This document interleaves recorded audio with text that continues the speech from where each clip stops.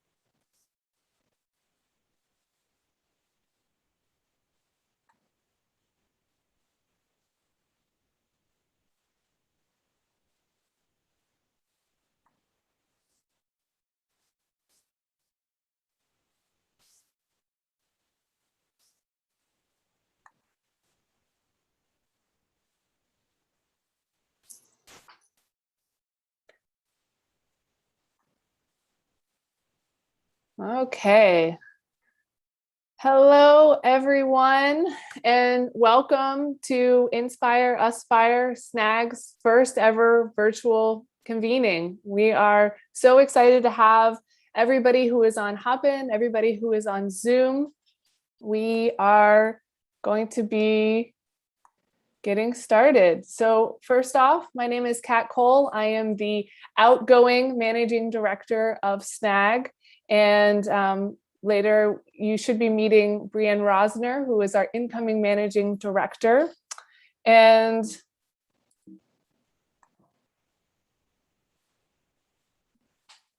first off, I would like to say thank you to all of our sponsors.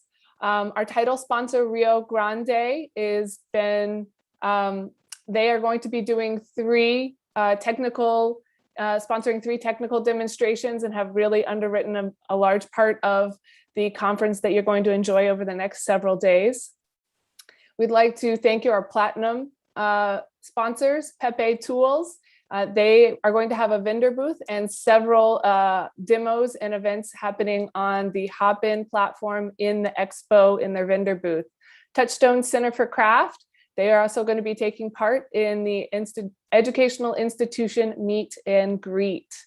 I'd like to say thank you to our gold sponsors. Peters Valley School of Craft is going to also be taking part in the educational meet and greet. That's going to be happening tomorrow from 4 to 6 p.m. And Otto Fry, a longtime sponsor of SNAG. We'd also like to say thank you to our silver sponsors, Halstead Bead, Haystack Mountain School of Craft, Pocosin Arts, and Columbia Gym House.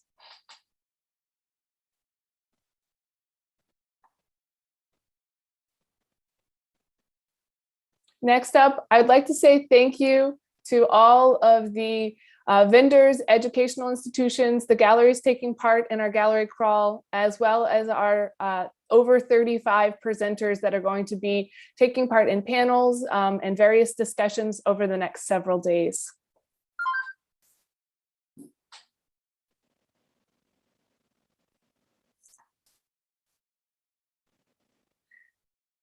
And as many of you that have been part of an in-person SNAG conference know that there is a small army of volunteers that are constantly helping to produce the programs that we put out into the world.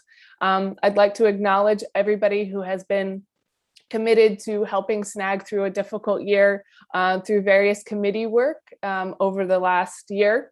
Here is all of our committees, and the Diversity, Equity, and Inclusion Committee has been hard at work helping us to guide into a more equitable, open, and visible organization. We would like to also acknowledge the Education Committee for having put together a majority of the programming that you're going to enjoy over the next several days. The Educational Endowment Scholarship Committee, which is represented by Ana Lopez, coming up soon, will be making those announcements. We were able to add 2 additional scholarships this year to the lineup, which we're really excited about. Exhibition Planning Committee has been a major force in getting the We Are SNAG catalog up and online. It's debuting today. as well as working hard to get the exhibition in motion virtual, and also the virtual gallery crawl that will be happening on Saturday evening. Lifetime Achievement Award is represented by Boris Bally here, and I know he'll be coming up right next, right after me, to introduce the award, and Eleanor Moty, this year's recipient. The Publications Committee, which works with the editor of Metalsmith Magazine. Many of you should be receiving your Metalsmith Magazine any day now, if you haven't already, with Tanya Crane's Big Pimpin' beautiful necklace piece on the front cover. There's a lot of really great articles in there, and we hope you get the time to sit down and enjoy the magazine. Our Nominations and Elections Committee has been working to bring some new board members on, and the voting for SNAG members for new board members had opened yesterday and will be open through the 14th of July. Our Social Media and Communications Committee has been putting out so much information on the conference. They have been very hard at work getting all of the details out in a visual format. I hope you guys have been enjoying all the content they've been putting together with the Maker Mondays, the Member Mondays, and some of our Instagram Live, as well as all of the conference related activities.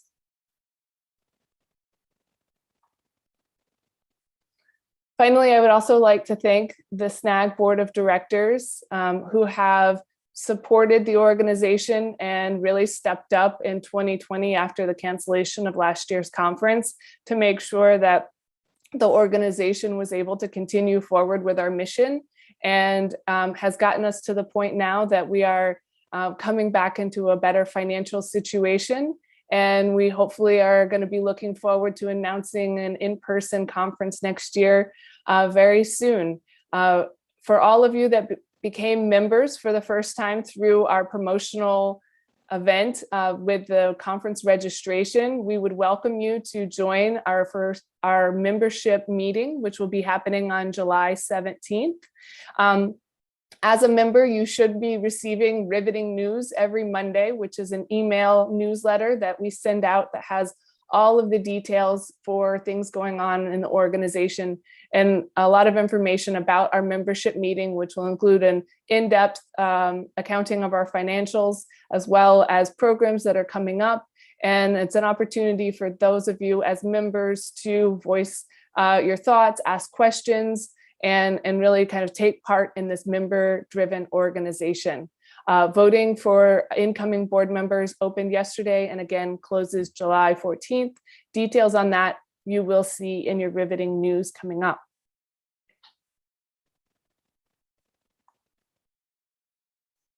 Next up, I would like to introduce everyone to Alex Darby, our conference moderator. Alex is a speculative jeweler and entrepreneur. She brings a unique perspective to the jewelry world through the digital lens we are all in right now. Acting as your virtual program guide, she will offer insight, information, and context over the course of the next several days. Alex, thank you so much for coming on and being our guide for this new virtual conference experience. Thanks, Kat. It's so great to be here. Thanks for having me.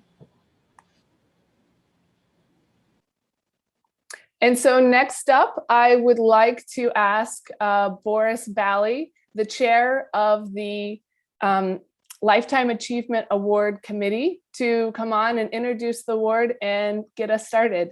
You can take it from here, Boris. All righty. Well, hello, everybody. Thank you, Kat. Thank you, everybody, for joining us. I'm going to share my screen with you. And I would like to, can everybody see that? Is that working? Yeah. I'd like to tell you a little bit about what the Lifetime Achievement Award Committee is, and what we do and how we select the Lifetime Achievement Award. So what is the Lifetime Achievement Award? It is the highest honor that SNAG can bestow upon an individual. It's awarded to It is awarded to individuals who have made significant contributions to the field of contemporary metalsmithing throughout their career. Such accomplishments may include work in the areas of writing, teaching, advocacy, leadership, or any other activity that expands the impact or knowledge of the metalsmithing media.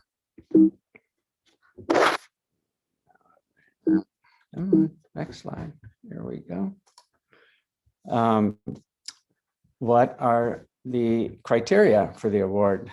Sustained long-term commitment to the field of metal arts, significant contributions to the field throughout a career, and such accomplishments may include work in the areas of writing, teaching, advocacy, leadership, or any other activity that expands the impact or knowledge of the metalsmith media. Who selects the Lifetime Achievement Award recipient? The Lifetime Achievement Award Committee is comprised of 3 members. Each person is appointed by the SNAG Board of Directors and serving a 3-year term. The committee has sole responsibility to review all the nominations submitted and to determine whom, if anyone, will receive the award in any given year. The committee must agree by unanimous vote on an awardee. So let me introduce the committee. I would like to give a big shout out and a big thank you to Perry Price, who was the former chair, who kind of mentored me and helped us come upon the decision of this year's award recipient,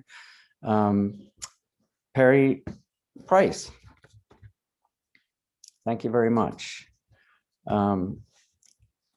Me, the chair, I'm a metalsmith, artist, designer, and occasional lecturer, and happy member of SNAG still.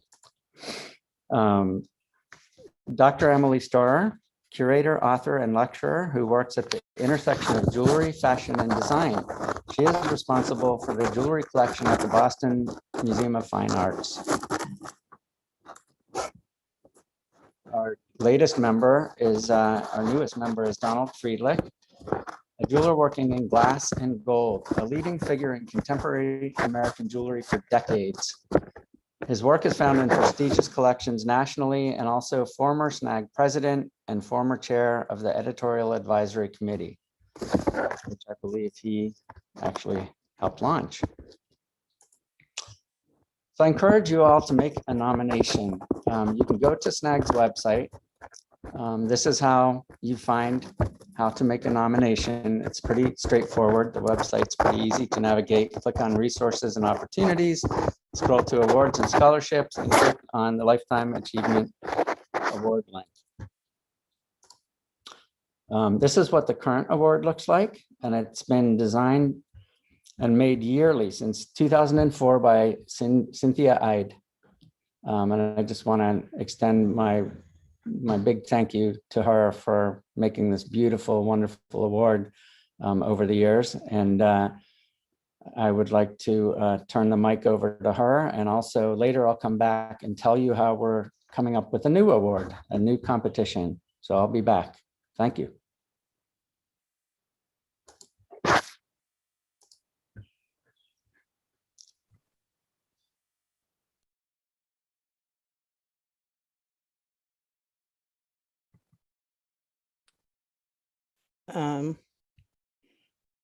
Am I live here? I'm seeing Boris still, but that's fine. I'm happy to have you all look at Boris.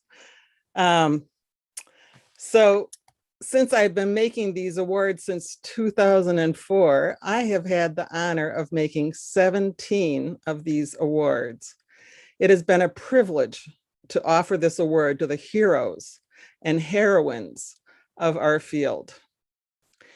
Each award recipient is special, but I am particularly excited to present this award to Eleanor Moty, who was one of my professors when I was an undergrad at the University of Wisconsin in Madison. Along with Fred Fenster, Eleanor ran the Art Metals program at the UW for many years. While I was a senior at the UW, I had 2 semesters of independent study with Eleanor. And that was a very special time to have the attention of such an extraordinary teacher. Eleanor demands the best of her students while supporting and encouraging at the same time.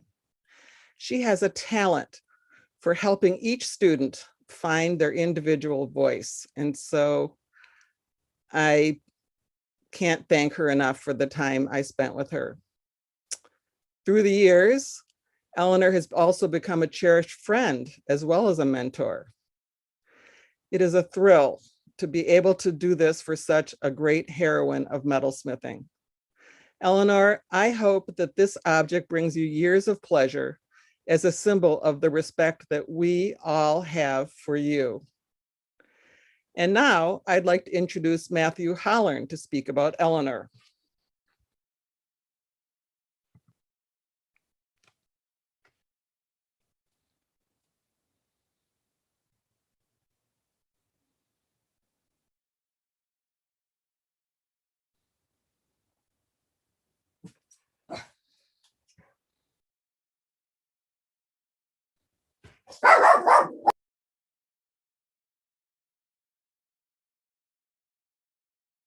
Sorry. Hi, everyone.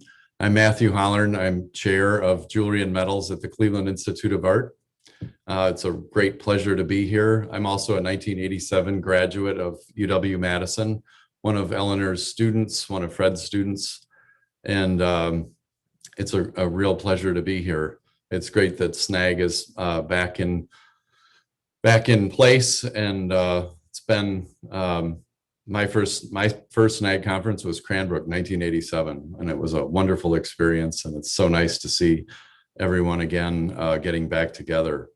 It's been a real honor putting together this introduction and reconnecting with people. Last month, I was able to visit Fred Fenster in Sun Prairie, Wisconsin, and then host an alumni meeting with Robert Schrader, class of 80, Paulette Werger, class of 86, Misa Kur, class of 99, and Annika Smolovitz, class of 2003. So I visited Fred, and I'm here to share his thoughts and well wishes to Eleanor and his acknowledgement of her achievements, as well as that of the students.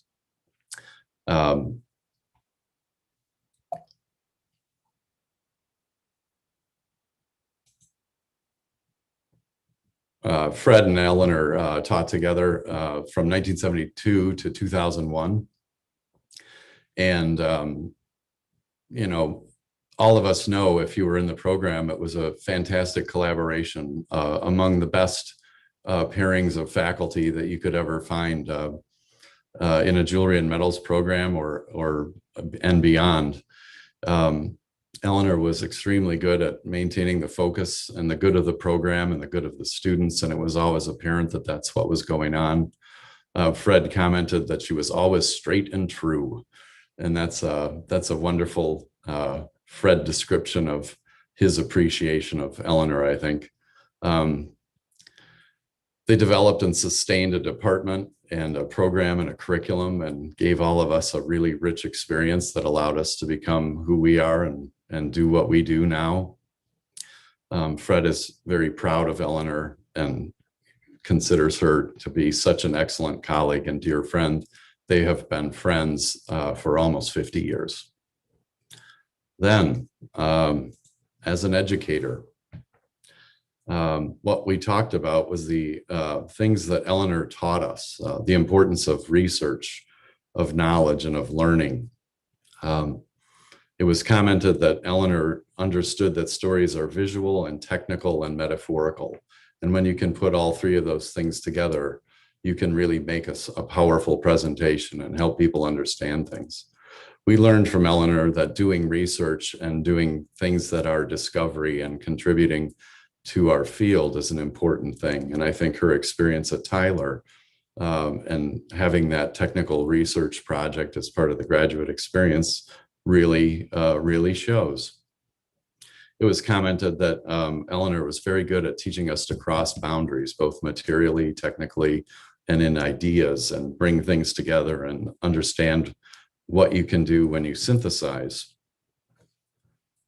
As a designer, I wanted to make the point that I think Eleanor is an exceptional designer. Not all of us see ourselves as designers. There's artists, there are artists and designers. It's hard to separate them, but there are those among us that really do focus beautifully on design. And Eleanor shows us that design and concept are inseparable, that meaningful form can convey lots of ideas without the literal, without text, without a lot of explanation. She makes work of our time.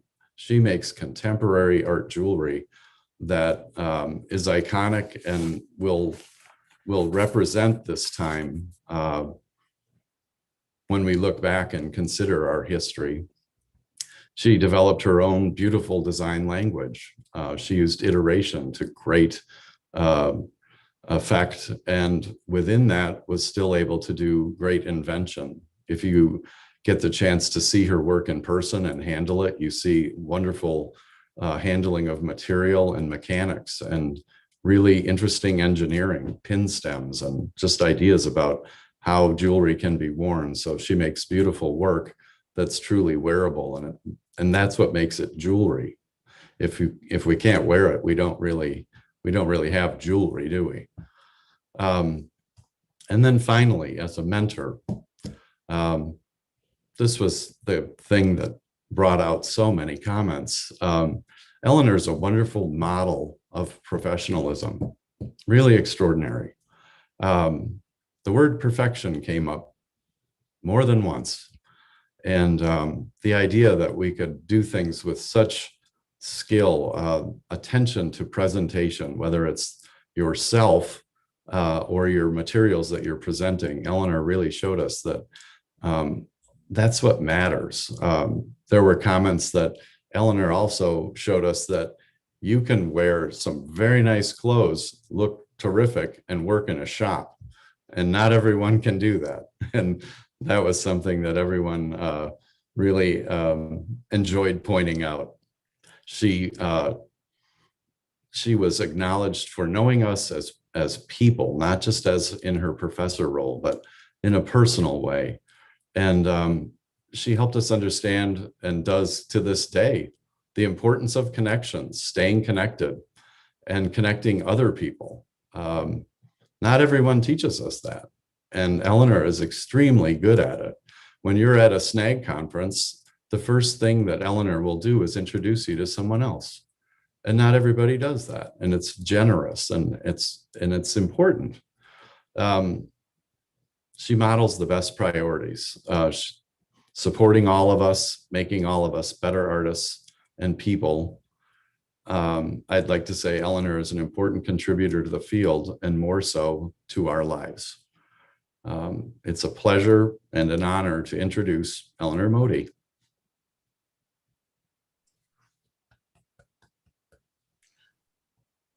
Matthew, thank you so much. Oh, that really brings back memories of very special times, because my students were amazing. Fred and I have always said that, being in the Midwest, we pulled together incredible talent. And I thank you, and I thank your group that you interviewed. And Fred, I know that Fred's not computerese, so we'll talk to him on the phone. Cynthia, this is so special to me for all the reasons that you said. You've been my student, very good friend, really dear to me, and I truly will treasure this throughout my life. And for those of you who don't know, these are each engraved with our names and the date, and it's just spectacularly beautiful. And Boris, I thank the committee and certainly SNAG for this honorific presentation. The Lifetime Achievement Award is particularly meaningful to me as having been a lifelong member. I've been a member since the inception of SNAG. Attended the first conference in 1970 in Minneapolis, St. Paul. And here we are again together at the first virtual conference. So that's saying a lot. I'm going to give you an overview of my work, but first a little bit of overview of how my background. I was raised on cattle and grain farm in Illinois, northern Illinois, about 50 miles west of Chicago. And I'm first generation American. My parents emigrated from Poland and the Ukraine in 1929, and I'm the youngest of 4 children. The life on the farm is quite different than most people experience, in that you're given responsibility at a very early age, and the work ethic is really instilled in you. But for me, it was the memory of each day looking across an expanse of open land and seeing the horizon line. And you may think, well, that's sort of odd. Why would she mention the horizon line? But think of all the people who do not see the horizon line because they live in cities and towns and they're surrounded by buildings. But when you see the horizon line, you become acutely aware of light and light quality with the sunrise and sunset. And the imagery of this patchwork quilt of fields with the seasons changing this pattern, the seasons and also the rotation of crops. So that I realized eventually that the land and the landscape had really shaped my aesthetic. I became aware of pattern, texture, the quality of light, the elements of the earth in the form of rocks and minerals. And these all translated into aspects of design in the works that I've created. So now we'll take you on a trip down memory lane.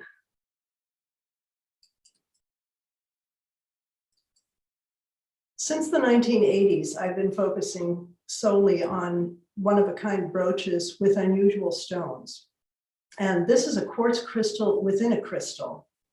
It evoked in me the image of ice and a frozen lake, a frozen ocean. The depths of the light looking through this crystal really enthralled me. I did my undergraduate work in the mid-60s at the University of Illinois in Champaign-Urbana. And early in my career, I came across an industrial process of photo etching. And that's a process by which you can apply photographs to metal. Most of my images at that time were either found images, as you see in Prairie House, or family photos. At the same time, my professor, Robert von Neumann, was interested in learning about electroforming. So he asked me as his shop assistant to research this process with him. And those are 2 very complex technical processes that are very time consuming. So the only way that I could really accomplish a great deal was to combine the techniques.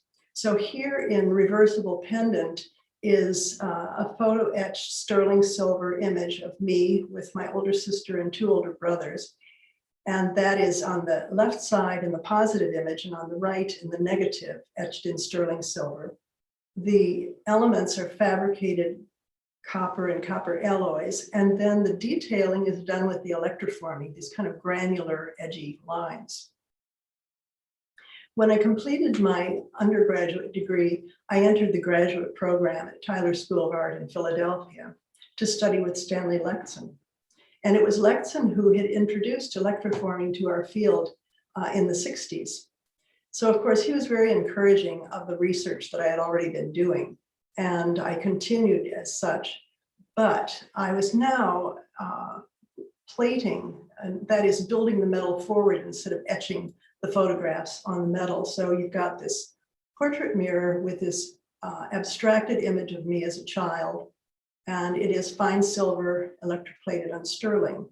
The framework itself is fabricated and chased and repoussé, again with this detailing, this granular detailing of the electroforming. This piece, Lightning Box, is one of the first where the imagery really evolved from the agate. Let's see, I'm going to go ahead one. Yeah.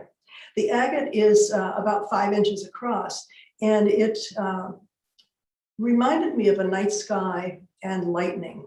So all of what I did with the metal and this patterning of the marriage of metal and the hinge, it revolved around this image. Oops, I'm going back, sorry.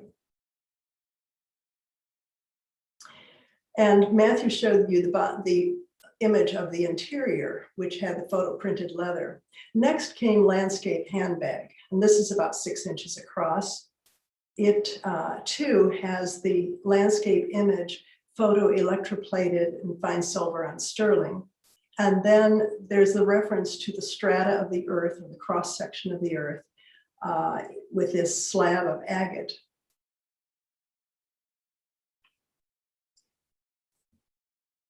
Let's see.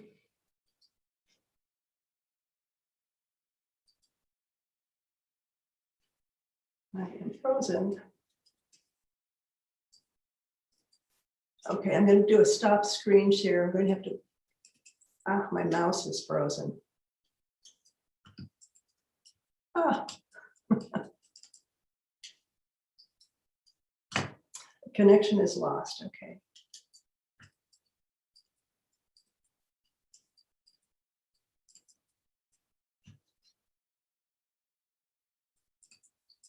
Okay, sorry, I'm going to excuse myself for a minute.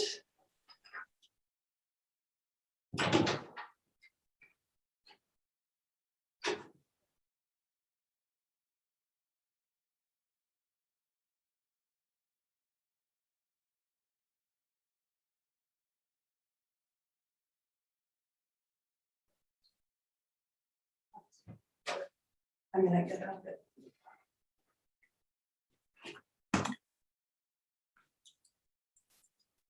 Okay. Now I really am frozen. Eleanor, we can see and hear you.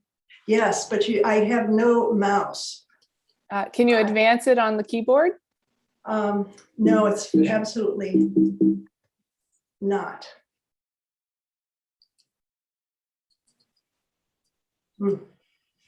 No, I really am frozen.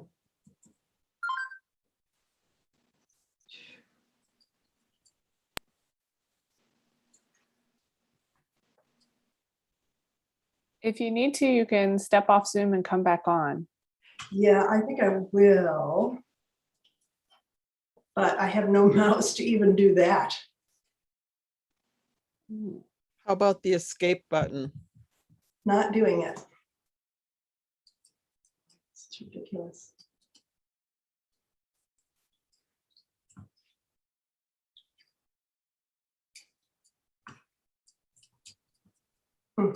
You can use Option Command. I'm getting, There it goes. connection is connected. You got it.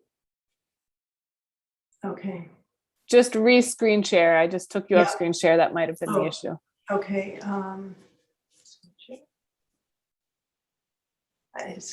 It's got the little timer. Oh gosh.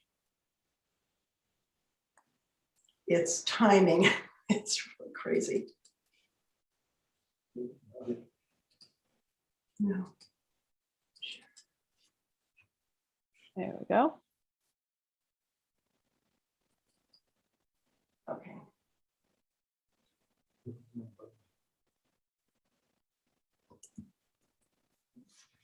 It's still freezing.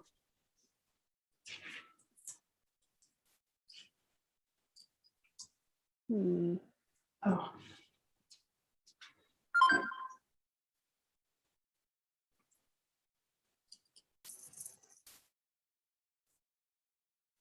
Yeah. Eleanor, would you like me to share the presentation for you? Why don't you do that? I've changed it, but I'll just deal with what I had given you previously. Thank you. Okay. And I'll just cue you to change the image. Okay, let me just pull it up here. And I'll be fast, just to keep us on time. I'm very sorry. I apologize to everyone. This is all part of the virtual experience. That's right. But who knew that you could be undone by a mouse?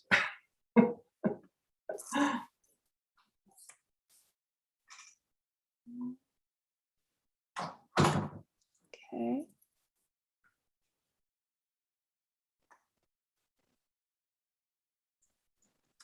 Let me just get us pulled up.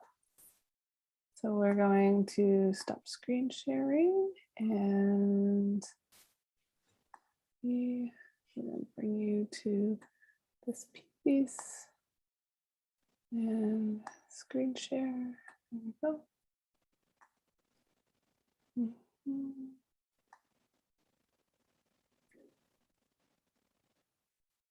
Okay, do we see it? Yes, Good? that's good. Okay. Okay, so back to landscape handbag. And the back of it, if you advance, the back of it is, the imagery is leather printed with stitching. Next image.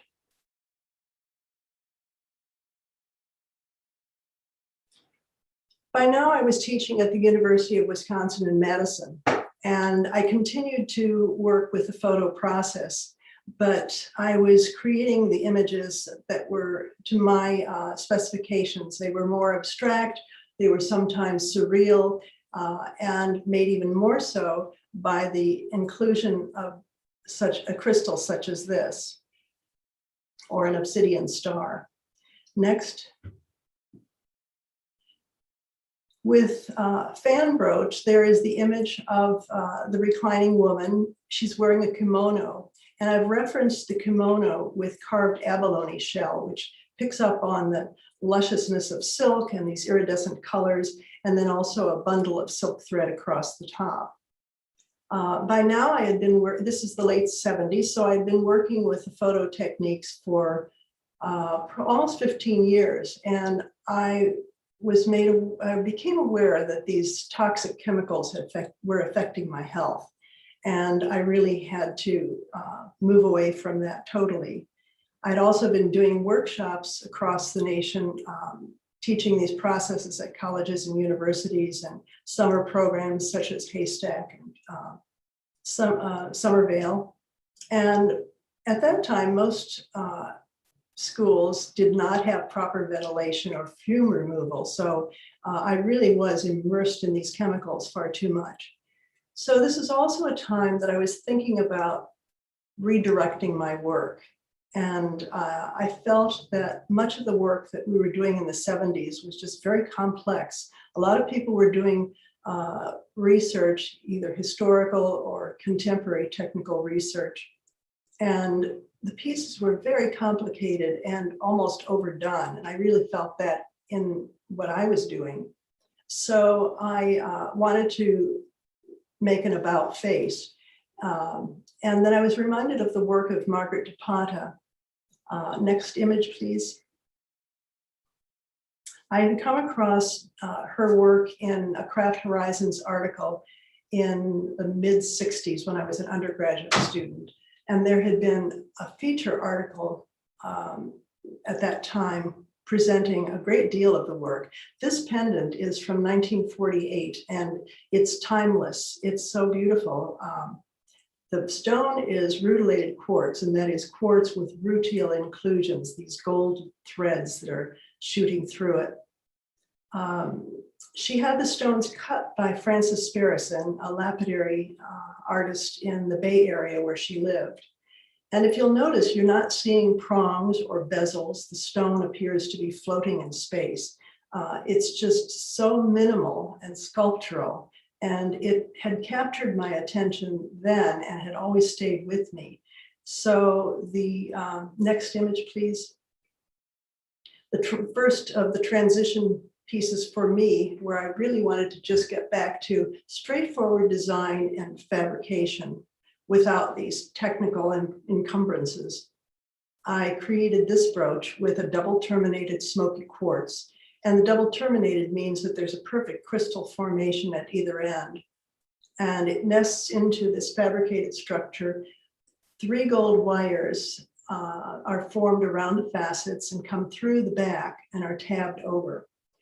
I show you the back also to illustrate that I really work with the pieces in the round almost as a sculptor would. And I really pay attention to these kinds of details. And Matthew alluded to this attitude that I have, and I know that all of my students do. If there are others who are watching are going, oh yes, we remember this, because I learned from my mother, who was a really gifted seamstress, that it is the attention to detail and the finish that is so crucial in the end result. Next, please. I also worked with, at this time, slices of crystals, this being rutilated quartz, and that is quartz with these threads of rutile that look like hairs, golden hairs, appearing through the stone. I was able to shape the stone, cutting it on a diamond saw, a lapidary diamond saw, and then I polished the front of it with flat lap, leaving the back with these conchoidal fractures in the natural surface of the crystal.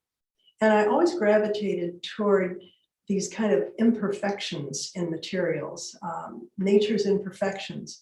Most people who work with stones, and you know that clarity and color are what you're really looking for in gems. But I was really looking for what made the stone unique. And that's why these minerals and inclusions and surfaces appealed to me so much.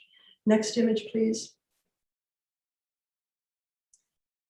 I soon realized that I really wanted to get away from just flat surfaces. So I wanted to create a more dimensional piece.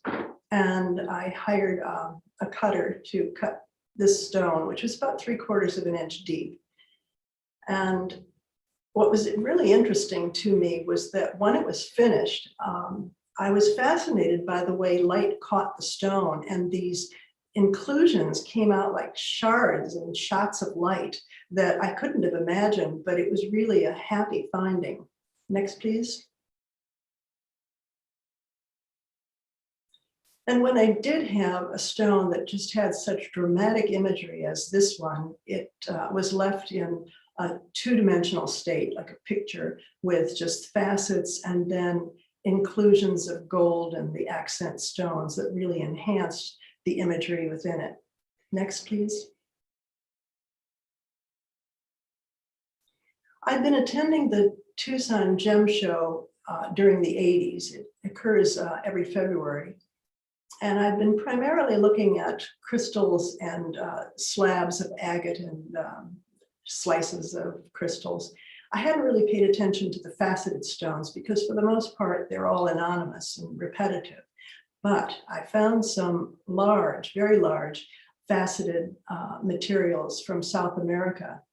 This is tourmalinated quartz. It's a barrel cut, has a curve across the top. And the tourmaline are these wispy black lines that shoot through it. Those are repeated in the column. This is called columnar brooch. So down into the column are those lines repeated.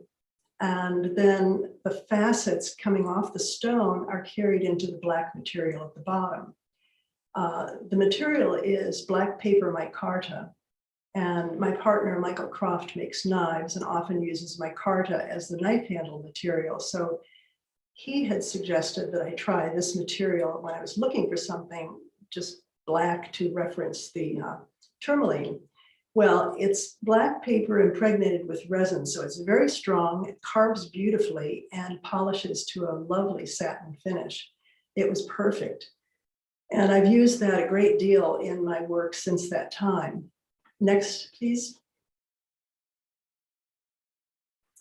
I continued working with these large faceted stones and these shard-like forms and always being the highlight of the design of the piece. Next, please. And sometimes I went back to the natural crystal, as in this icicle brooch. Next. However, I still went back to agates and earth stones, things that reminded me of the topography of Earth, or an aerial view of Earth. This stone is called petersite, and it's in the family of tiger eye, so it has the chatoyancy of that change of light, that luster. And I combined it with 3 little squares of labradorite, which also has an iridescence that related, and then the carved micarta. You'll notice that the micarta covers part of the stone in this case. Next, please. And speaking of covering the stone, I began doing just that with the metal, so that I was creating a window of that would highlight just the most important part of the imagery within the stone itself. And you can see how I reference the imagery in the accent materials that I use, be it gold and silver and slash marks and so on. And the pieces could become more lyrical and even more personal in this way. Next, please.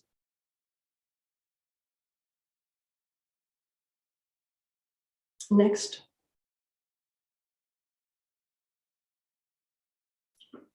In 2004, I came across a stone by Tom Munsteiner, who is a master cutter and goldsmith from Germany, outside of Eder Oberstein. I'd actually met Tom's father, Bernd Munsteiner, 10 years prior at the Asilomar SNAG conference, when Bernd brought his stones to sell and to show. Bernd worked with semi-precious stones, colored stones, and created fantasy cuts. Each was unique. They were stunningly beautiful. All of us were mesmerized by the work that Bernd was doing because we had never seen anything like it. And I loved the stones, but I could not find a way of incorporating Bernd's stones into my work and still be my work. It was just so strong and aesthetic that it just didn't mesh with mine. However, Tom, working with quartz and this architectural atmosphere of this piece, really was, I'd met my match. When I saw this piece, it was just, oh, you know, it just caught my attention and I just stopped in my tracks. The stone is a phantom quartz, and this appearance of this curtain in front of a room with a stairwell going up into space was perfect, because I was also very much interested in, besides landscape, architecture, especially interior spaces and light quality. So I translated the stone into the metal so that it really became one unit. Next, please. In Shadow Brooch, I show you the back because I always set these stones from the back, which allows me to create an opening through which you see the stone that enhances what's already in the stone and points you the direction to notice all these incredible details. Tom finds a very unusual material to work from, and they're often crystals grown against crystals or unusual inclusions. So he will sometimes just put a slash or a facet in the back. Next, please. And when I find these pieces that have these little slices, these little stitch marks in the back, I'm just so totally fascinated and, as to what I can do with that in the imagery. People have asked me if I work with, if Tom cuts to my specifications, but not at all. I purchase what he provides at the gem show and work from that. And when he does polish or put together a plane, change a plane, he doesn't polish the facet to clear. He leaves it frosted and matte, and that's the way that I work with the silver. You'll notice that the silver is never high polished. It's always left matte so that I can change planes and create differentiation of light quality in that way. Next, please. And we have quartz with pyrite crystal inclusions, which relate to the black, and then studs of silver and diamonds. Next, please. I had also appreciated the work of Dieter Lorenz from Eder Oberstein, and Dieter worked primarily with agates and created really unusual and often sculptural forms. So when I saw this agate with a curved line and then this ghost-like feather in it, this black image, it reminded me of an envelope and correspondence and letter writing. So I made this rather ethereal piece, which was just black and white with this lustrous stick pearl at the bottom. Next. Next. And koi brooch, when I saw this agate with the iron oxide markings and inclusions, I immediately saw koi floating in a pond. So this piece evolved. Next. And another find about 15 years ago at the Gem Show was black slate with pyrite crystal inclusions. And you can understand how this related so specifically to my aesthetic. It was the aerial view of land. It was the side of a cliff with rocks tumbling down. And pyrite is also called fool's gold. So these golden little cubes tumbling out of the black slate also visually tumbled onto the silver by way of chisel carving. And then there was one perfect pyrite set. The micarta in the bottom, instead of being polished and velvety, is craggy and scraped and sculpted to replicate the slate. Next.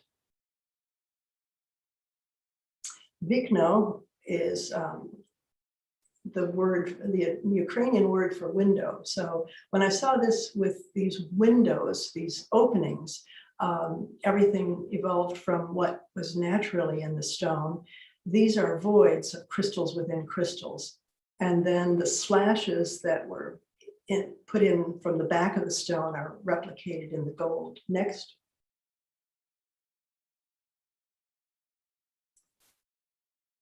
Next.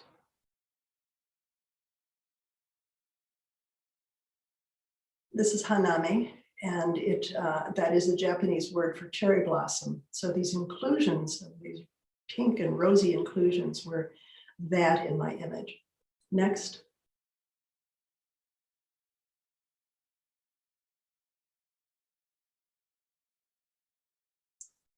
Next.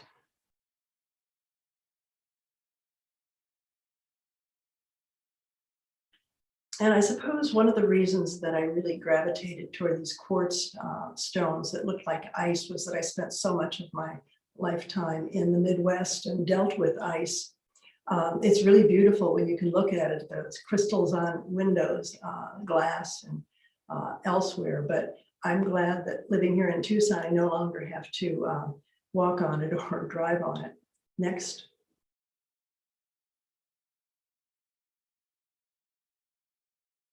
And this is Iceberg. That is the title. Next.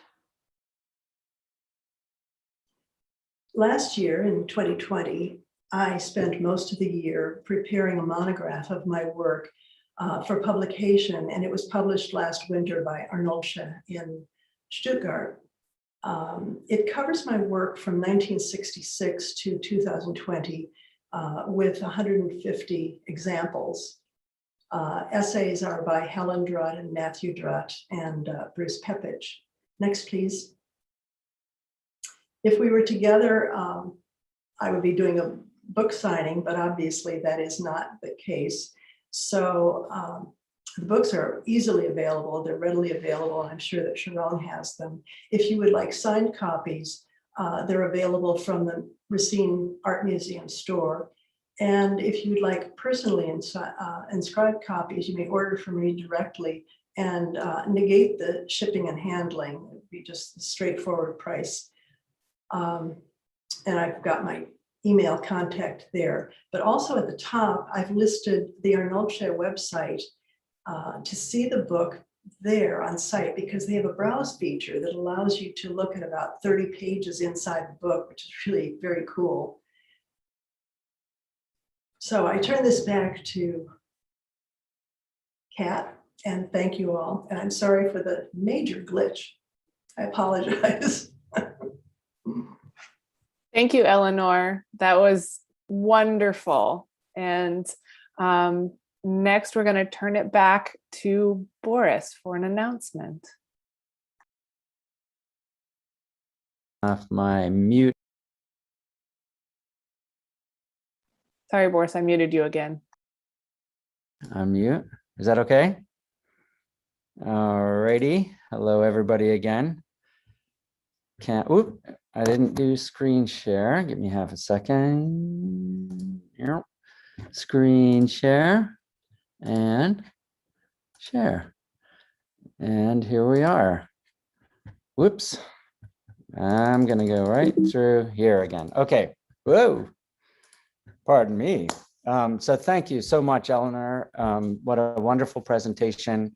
Very, very good choice that we made for this year, for last year.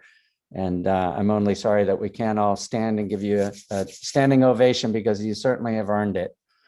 I also want to thank again Cynthia Ide for having so generously made the award.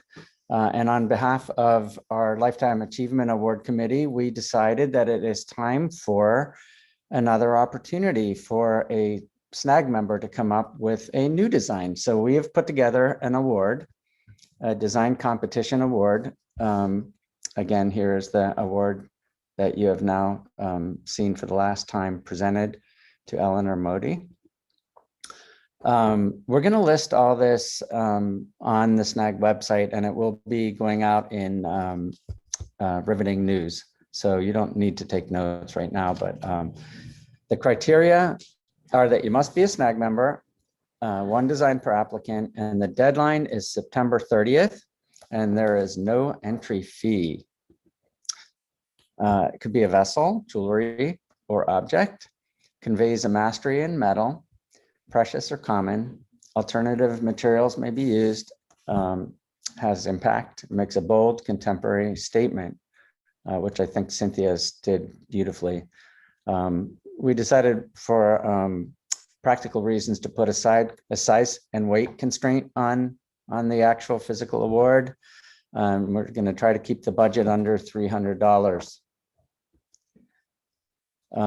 Please submit via email only to the committee chair, which is me, boris@borisvalley.com. And please, so that I can kind of put them in a separate folder, please use the subject, LAA, design entry, and your last name and first name, and format everything as a PDF.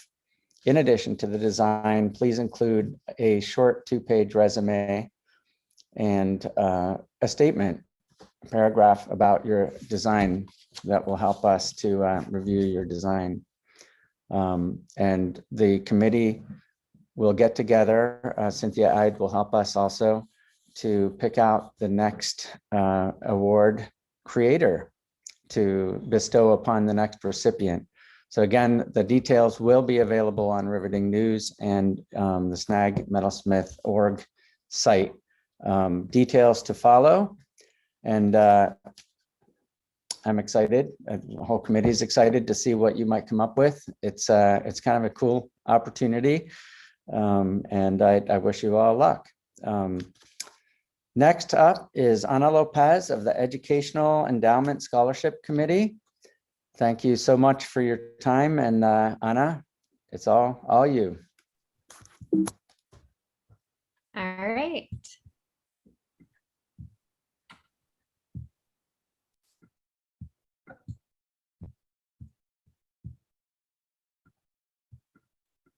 Thank you, Boris. Hello. On behalf of the Educational Endowment Committee, it is my pleasure to announce this year's scholarship recipients. First, the winner of the student categories.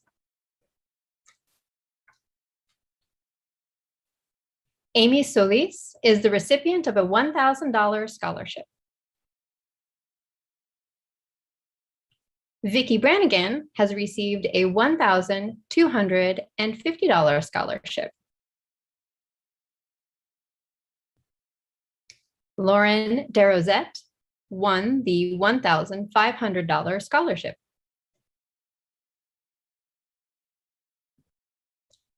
Sean Eren is the recipient of a $1,750 scholarship. And Jenna Corso has been awarded a $2,000 scholarship. Congratulations, students. Now, on to the professional category. Everett Hoffman is the recipient of a $1,000 scholarship.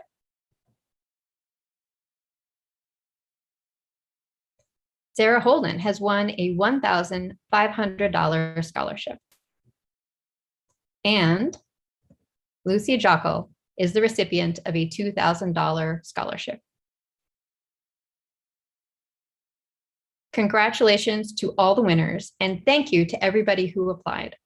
Keep a lookout for next year's call for entries. Back to you, Kat.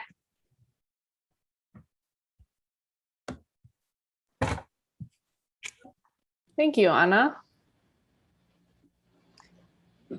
Okay.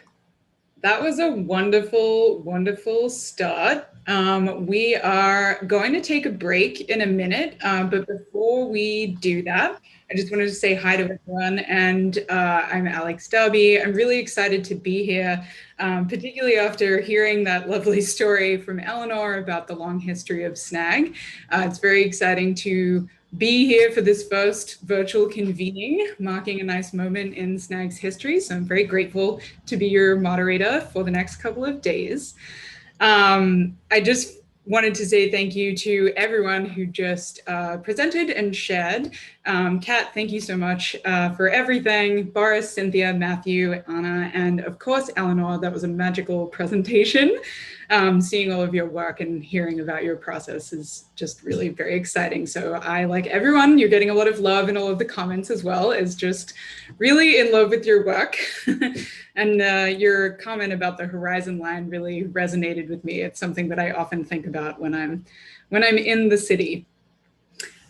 So folks, we are about to take a break, which is a great time for you to do a couple of things. One, if you're not already on Hopin, I'm going to post the Hopin link in the Zoom chat for you, so you can head over there, because that's where all the fun stuff is happening. You can view this main stage programming, you can explore our vendor booths, you can network with fellow attendees, you can chat, you can video chat. You can also catch up on content that you've missed. I know we just started, but over the couple of days, you'll be able to check out the live stream of the main stage. And you can, of course, also view the exhibitions in your own time, as well as at the times where there'll be sessions hosted around those. Before we head into the break, I think Kat needs to share a couple of things. Hi, two corrections to my presentation earlier. Baltimore Jewelry Center will also be included in the educational institution meet and greet at from 4 to 6 p.m. tomorrow afternoon. And one other thing, Dominique Barreiter is also part of the exhibition planning committee. Again, sorry about those incorrections. Appreciate it. Thank you, everybody. Okay, great. Thanks all for being here for the kickoff. We're going to be back at 3:30 for our first panel of the conference, which is the future of critical and curatorial work. Stretch your legs, grab a drink, check out Hopin, and we will see you back here at 3:30.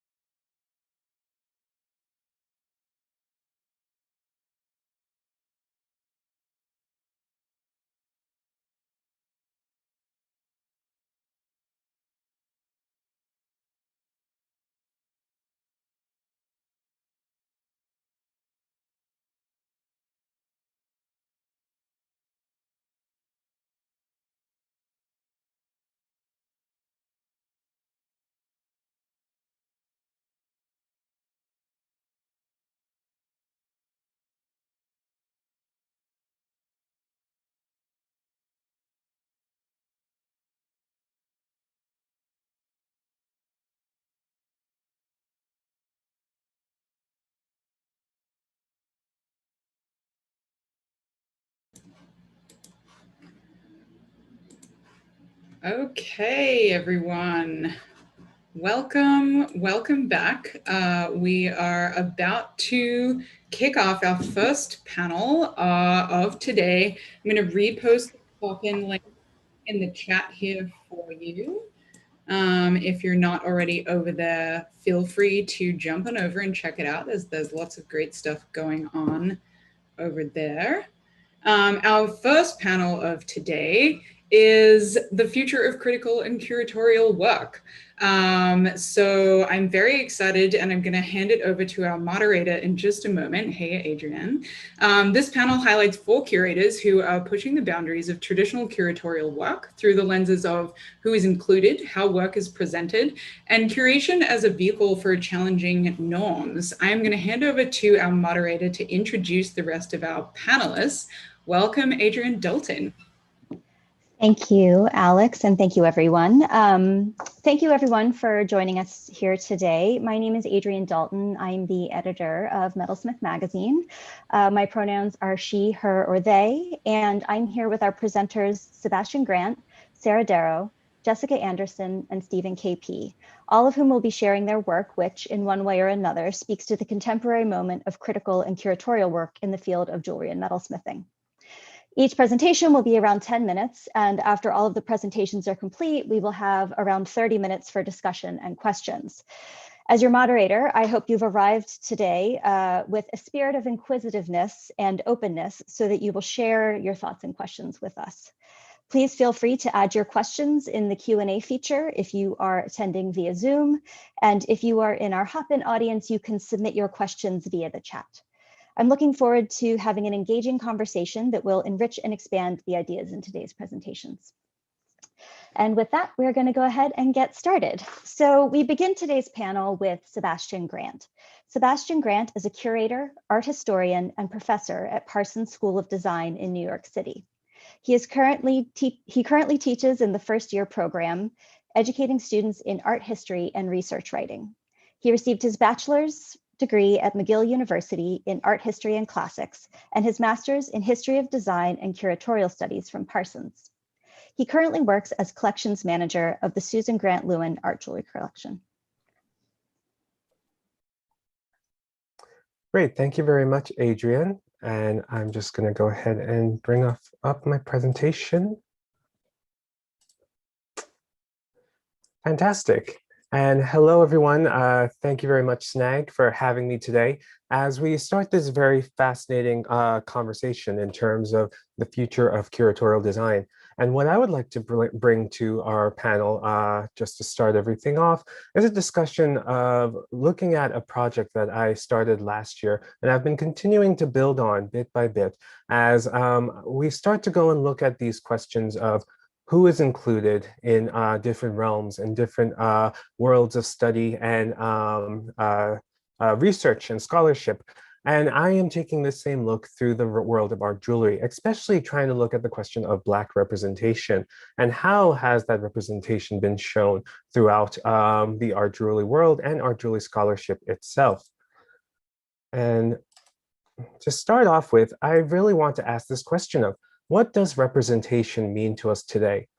Over the past year, we have seen this very important and very great development in conversation about where representation for different people of color have been shown, whether or not it's through film, whether or not it's through music, whether or not it's through pop culture today, and also through scholarship. And where in our history have we been looking for these elements of people of color, whether or not it's Native, queer, female, or Black representation that has played many important roles in history, but are only starting to be uncovered today.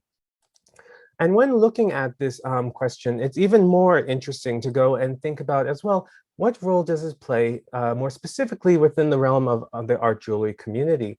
Of course, art jewelry has really developed as such a field in its own right of looking at the creative works of especially from jewelry pieces coming all the way back from the early periods of civilization, and even to the much more contemporary sense, we see this great development of jewelry making and jewelry work.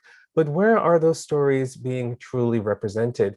Is it looking at it through all realms, through all aspects, through all cultures? Or has it been very limited in its scope, and especially in a history that has been mainly situated in the European or Caucasian-based stories of history within a mainstream Western perspective? How can we make sure that all voices are being heard and listened to? And this is then a project that I've been working on, trying to uh, search and answer these questions. See what is there if we try to take a look back and, for instance, looking at the perspective of Black voices in the world of art jewelry, have they been represented, and what ways did they participate or give their own works to the art jewelry community? And this is a beginnings of a project trying to start that search for looking at those roles and see how have African Americans specifically have played in the world of art jewelry, especially as a way of trying to recover stories and to restore some of these legacies from the past, from some people who may have had important and very successful careers, but because of just missing scholarship or the lack thereof of engaging in that type of discussion, their stories had been lost. And how then recovering these stories, recovering the important roles each of these people played in the world of art jewelry, how can we then start taking them and bringing them to the major art jewelry discourse and start to become a much more important and representational part of the art jewelry story? So, of course, giving a quick background, we have seen just the way that many of these stories have been lost just because of the historical practices of systemic racism from the Jim Crow era laws or the realm of slavery itself. Many especially African Americans who had been in a place of oppression, had stories that weren't worth mentioning because of the lack of ability that they had in a country that was not playing to their strengths. And this then also played a big role then in harming the success that African American voices could have played and the role they could have taken on because of just the lack of ability to be able to move past some of the restrictive laws and restrictive racial practices against African Americans. And because of this, we see then many types of struggles for recognition that comes from the African American community, especially before the Civil Rights Movement, but even after the Civil Rights Movement, we still see that struggle continue even today. And of course, looking at different creative fields, there is always that challenge of acceptance. There has been, again, because of the systems of our society, just been more of a willing to accept and take on the success of mainly European-based or white-based Americans who have played major important roles in the world of art jewelry. But these stories are not happening the same for other members of the community, especially the Black community. And some of these stories, some important ones of great success, have also seemed to have been buried in the past, despite the fact that they've played such important roles, as it seems, in their time. So the methods that I have been engaging in to try and figure out how to recover these stories has been one that has been a bit more difficult than common research because there hasn't been much research devoted to it in the first place. The fact that there's not as much scholarship, not as much books, I have to look mainly through oral histories from some of these artists and designers who had participated in the realm of art jewelry. These could also be artists who went and worked in jewelry on the side as well, participating and taking a role in continuing the conversation of art jewelry, looking in old newspaper articles that may have mentioned shows and exhibitions, fashion magazines, which may have featured jewelry collections, either in Vogue or Harper's Bazaar, looking at Black-owned publications from the past, such as Ebony Magazine and Jet Magazine, retrospective exhibitions that have been popping up a whole lot more recently. Of course, most famously, the exhibition of Art Smith's work at the Brooklyn Museum. And then, of course, looking and interviewing artists from today to see if they can mention any artists from the past whose names had again, unfortunately been forgotten. And with these, I want to show just only a few examples here of the type of artists who went and had great success, seem to have had an important role they played in the world of art jewelry, but their stories are still yet to be uncovered and fully realized. For instance, we have Winifred Mason, who plays an important role of being one of the earliest known Black jewelers to create a successful modern business out of her work, especially during the period of the Harlem Renaissance, where she went and first created these one-of-a-kind pieces made out of copper up in Harlem. And she went and created such a buzz around her work that more people wanted to start buying from her. And she went and eventually opened up a store down in Greenwich Village, part of the important Greenwich Village jewelry scene that is happening there, and creating a very successful business out of it. One that went and engaged with many artists, one that eventually gave her the Rosenwald Fellowship in 1945. It also landed her on the cover of Ebony magazine and also attracted important and famous celebrities who were lovers of her work, including Billie Holiday, one of the most famous examples of Billie Holiday here, wearing a Winifred Mason necklace and earrings. Also, importantly, Winifred Mason also played an important role as being a role model to the artist Art Smith, who, of course, as I mentioned before, recently had a retrospective exhibition, which has given him much more prominence as being one of the most well-known African-American art jewelry makers in the country. But we can also look to members such as Bill Smith, who played an important role in the world of costume jewelry and fashion, really going and establishing and taking on these very experimental works by becoming the head of important companies and taking on a great role in introducing these very stellar and experimental styles of jewelry in the late 60s to the early 70s. And starting off, of course, in Indiana, where he went and grew up pursuing metalsmithing at Indiana University. He then went and moved to New York in the 50s, where he then was pursuing a career in dance, but then eventually moved full-time into jewelry. And in his experimentation with jewelry, he went and managed to go first working with his first company, Smith St. Jacques, with the actor Raymond St. Jacques, where he created these beautifully grandiose pieces that went on important celebrities such as Cher and Twiggy, that's shown here. But then moving on from Smith St. Jacques, he eventually then became the creative director of Richelieu, this costume jewelry company, which allowed him to go and again experiment with creating these very bold, very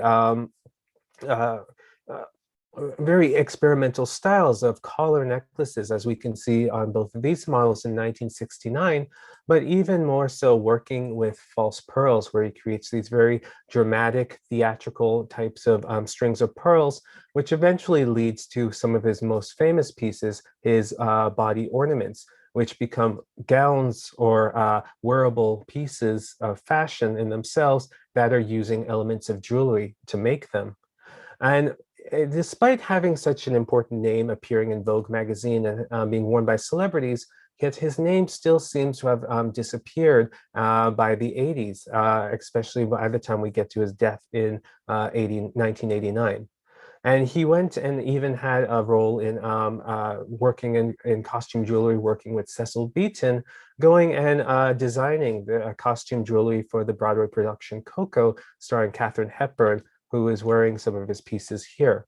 So where has this story gone, and why is it only now we are trying to take the job of recovering it? And then finally, to go and start wrapping up my portion, looking at the works of even Betty Saar and Curtis Tan. Betty Saar, of course, playing a role of being an important contemporary artist who's really gained prominence in her career at the moment, but started off a career in jewelry, one that hasn't been discussed as often. So working in jewelry of enamel on copper, that unfortunately we have not been able to recover despite my research. but also continuing that jewelry even into her work in the 70s, working with rawhide leather. And then looking at her mentor, Curtis Tan, a name that hasn't once again been really discussed very often in terms of the artistic and art jewelry communities, but one has such an important influence. First of all, going and helping Betty Saar gain her career by introducing her into the artistic scene. And of course, working himself in the important field of jewelry, especially as being an important creative director involved with Matisse Renoir in the 50s and 60s, going and creating these lovely, delicate, colorful enamel on copper pieces that we can see here that are very whimsical with a lot of use of color that went and, of course, played a very important, prominent role in the costume jewelry that was developing in the 50s with Renoir Matisse gaining a good amount of success. But unfortunately for Curtis Tan himself, one that came at the exploitation of his own work, where he mentions in his oral histories about how often he felt his work working at Renoir Matisse was taken, used, created, but without any credit to his name, which unfortunately has led to then him being forgotten as an enamel artist and an enamel jeweler. So what are the next steps then to continue looking at this very brief amount of research that I presented to you? Of course, the first step is continuing to find more names. See who are more of these artists and designers that we see here seem to have had a very prominent career, prominent success, but have still trying to have been forgotten in history. And how can we go and uncover those stories more and more? How can we also take it further to create more conversation and discourse, to go and bring it to the art jewelry community and see if any other members of this community can also let me know, have this discussion about maybe African-American art jewelers that they have heard about or names that they might have discussed, and continue this conversation to bring it towards a much more mainstream fashion in the art jewelry discourse. And then, of course, the last and most important, keeping these stories alive. We see how much these were such important members of art jewelry and played such important roles in their success in creating a business, in gaining recognition as Black jewelers, especially during a time when they weren't allowed to or had to struggle with such difficulties and challenges, especially being Black in America. How can we make sure that their stories of their bravery, of their success, can continue to be alive and continue in our discourse as we move further and further into creating true representation in the world of art jewelry? So thank you very much. Thank you so much, Sebastian, for that. Now, if you can go ahead and cease your screen share, that would be great. Thank you so much. Wonderful. Okay. Thank you so much, Sebastian. That was fantastic. So our next presenter is Sarah Darrow. Sarah Darrow is a curator and writer working at the nexus of contemporary art, craft, and design. She has established an intersectional curatorial vision that is invested in reinvigorating museum spaces as forums for discourse, innovation, action, and engagement through experience. Her research interests range from architecturally influenced design and the agency of objects to artist communities, socially engaged practice, and relational aesthetics. Darrow is the gallery manager at the Center for Craft and recently completed curatorial fellowships at the Corning Museum of Glass and Houston Center for Contemporary Craft. She was named the 2019 American Craft Council Emerging Voices Award Scholar and is the forthcoming 2022 Gentel Critic at the Archie Bray Foundation. I will go ahead and turn it over to Sarah. Thank you, Adrienne. I'm going to share my screen. Okay. Good afternoon. Thank you all for joining me. I'm really honored to be in the company of this panel. The focus of my talk is going to be what I'm calling interrogative jewelry, contemporary jewelry that's designed to critically engage with and articulate with its surroundings, jewelry with social agency and social lives. So to do this, I'm going to be situating the works of 8 contemporary artists within the framework of the field of interrogative design. So I aim to draw a connection between these two fields and demonstrate how wearable objects can contribute to fearless speech. I should note that I began developing this material several years ago, and it became increasingly more poignant after this plague year and a lot of the social reckonings that have come since. So it's been really nice to revisit this, and thank you for having me. So first I will, there we go. Define the field of interrogative design. It's a subset of critical design that was articulated by the Polish artist Krzysztof Wodiczko in the early 1990s, loosely defined as design of, pertaining to, or of the nature of questioning. He is the head of the interrogative design group at the Massachusetts Institute of Technology. And I think it's helpful to know a little bit about his background. He was born into the Warsaw Ghetto during the Warsaw Uprising in Poland. He witnessed the devastation of a nation, and after communism, the inability of these survivors to discuss their experiences or express their feelings. And the trauma from that time period has influenced and has been kind of the impetus of a lot of this work and founding this field of inquiry. I think it was really born out of a desire to build objects that could act as social instruments, that could help people, that could be a technology to overcome interpersonal barriers. So one of his earliest pieces in 1969 was called Personal Instrument. It was a wearable headset with hand sensors that allowed him to selectively filter the sounds in the streets of Warsaw, almost like a conductor tuning out the sounds of megaphones and recordings with authoritarian propaganda playing. So kind of being able to take agency over his environment and his life in that space. He pulled some quotations from him that I think really demonstrate the scope of what this field entails and what it's addressing. He likens these design objects to bandages. They at once announce and help treat a wound. So they're bringing awareness to these societal issues, and they're also kind of helping people move through and overcome these barriers. He is best known for adorning buildings with and monuments with anthropomorphic projections and sounds. But I'm going to focus on a body of work called Xenology. Sorry. Skipping. Okay. Which is a series of wearable objects that were designed specifically for immigrants and refugees. They were designed to question a flawed and inhospitable system for these communities, as well as to restore voice and agency to an often vulnerable and silenced population.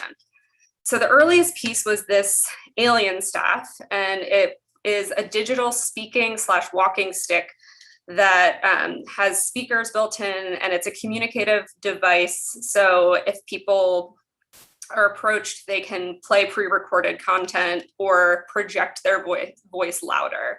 So the impetus behind this was to bring these typically internal, private, under-recognized stories to a public stage. And he's viewing the streets of the cities as this democratic stage to be able to voice these stories. The next piece in the series that I'd like to talk about is Aegis equipment for a city of strangers. This is a voice recognition software that opens up these wings with videos on either side. And this body of work was built to address the xenophobic and really common question, where are you from? And the two pre-recorded heads on either shoulder kind of go through this conversation and just try to interlocute between folks and kind of make this topic of conversation easier to address. Bodishko talks about his works as a switch to turn on and open up communication circuits between people. This is another continuation of this series, and he is really framing these prosthetic instruments as ways to develop fearless speech. This piece, called Port Parole Mouthpiece, is kind of a cultural prosthetic. It enables people to communicate in different languages and express their stories and themselves, or have live videos of their mouths speaking and responding to folks who are asking them questions. So the volume of their voices are amplified, but also the size of their mouths are amplified. So this magnification effect is actually really bringing people closer to each other and kind of bridging that gap. I think that this is a really nice piece to show how the very act of speaking and transforming silence into language through objects can be a really transgressive and critical act. So moving into contemporary jewelers, I'd like to talk about jewelry as interlocutors, technologies for communicating, prosthetics, social agents, and as a technology of belonging. So I'd like to start with Ada Chen and her piece, Speak English, We're in America. This piece is not only questioning the politics of language for the immigrant experience, but she's also physically putting these girls and these words onto people's faces and into their mouths. She talks about how this piece was inspired by responding to her younger self, who would tell her friends who are speaking Cantonese to speak English. We're trying to fit in here at this. So, and trying to kind of like revise that history and bring agency to these stories. The next piece is called Chink Eyepiece, and this I'm framing as kind of a prosthetic device. It's a physical body modification. When you wear it, it extends your eyelids outwards, and she's questioning the Western beauty standards, and the piece itself is drawing attention to this problem or this question, and I think also actively enabling a conversation to occur about it. This is a piece called Text Message Earrings, and I think this is maybe the most obvious way that the jewelry is enabling communication or speaking, allowing the person to speak for themselves. I wanted to pull in this piece by Momoko Schaefer, who is a glass blower, and at the very, very beginning of the pandemic, knitted this translucent lace mask, and she is focusing on translucency in a lot of her work. And in this piece, she's really addressing this symbol of this wearable piece, the mask, what it symbolizes to people, what people are afraid of. And then by making it transparent and showing her face, it's like she's asking, what are people really afraid of? Is it me? Is it the person underneath the mask? Or is it the mask itself, the disease itself? I want to move on to Tiff Massey and talk about how jewelry can be a technology of belonging too. She has really brilliantly articulated the way that chains have been these cultural symbols of connectivity, empowerment and status. And she's really mining like 80s and 90s hip hop and how chains have been signifiers of clique affiliation. So they can really be these agents of belonging. Like this is my group, these are my people. Some of these pieces are referencing Dookie chains and some of the really oversized 80s jewelry in Detroit.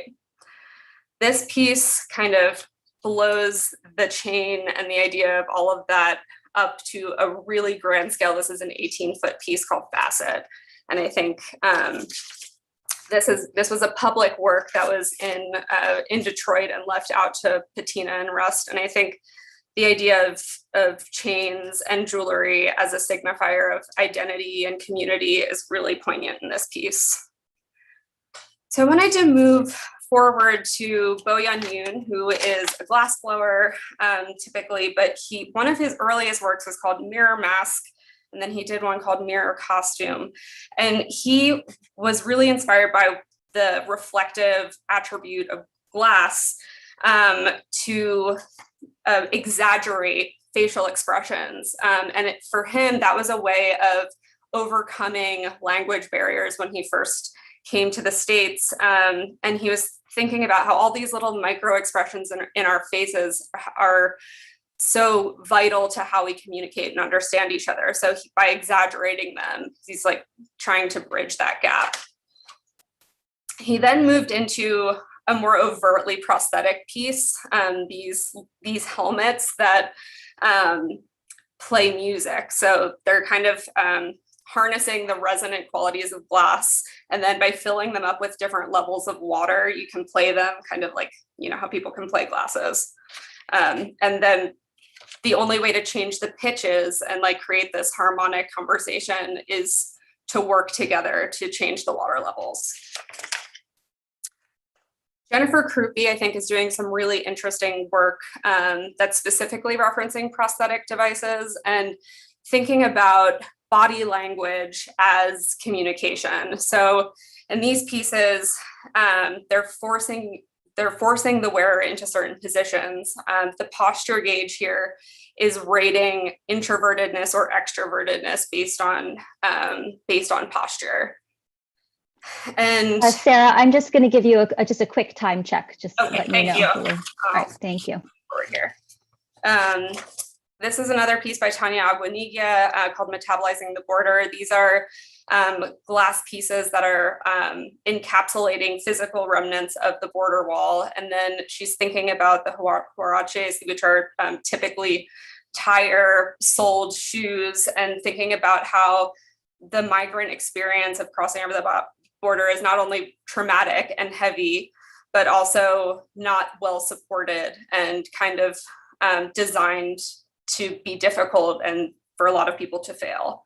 So it's a really poignant thing. That. And then these two artists, Naomi Filmer and Annalie Gross, I think are doing something really interesting that's overtly referencing orthopedics and prosthetic devices, but forcing bodies into certain positions that are referencing disability and kind of restoring agency to those forms. Thank you all so much.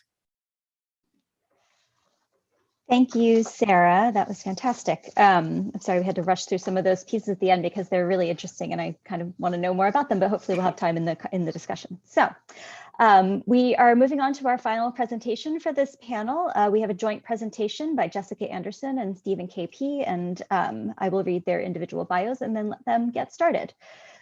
Jessica Anderson was born in the small farming community of Audubon, Iowa. She received a BFA in Jewelry and Metals in 2009 from the University of Iowa. In 2011, Jessica began graduate school at San Diego State University, where she received her MFA in Jewelry and Metalwork. Jessica has completed residencies at Craft Alliance in St. Louis, Missouri, and at the Houston Center for Contemporary Craft, where she had time to experiment and develop her work as a studio artist. Jessica currently resides in San Diego, California. Stephen KP is an artist, jeweler, and educator based in Providence, Rhode Island. Currently a visiting lecturer at the Massachusetts College of Art and Design, KP received his MFA in Jewelry and Metalsmithing from the Rhode Island School of Design and holds a BFA from the University of Wisconsin-Madison. KP's studio practice is centered around investigations of empathy, material culture, and queer experience. He is a 2017 Wingate Fellow awarded by the Center for Craft in Asheville, North Carolina, and a winner of the 2020 Marzé Prize from Gallery Marzé in Nijmegen, Netherlands. Thank you so much, Adrienne. Jessica, you got the PowerPoint? Yes, thank you so much, Adrienne, for that introduction. Let me just share this.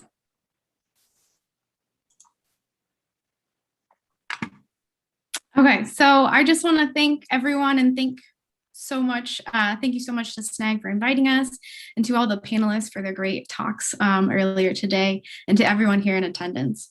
So Digitally Yours has been about and has started off as a way to seek out connections.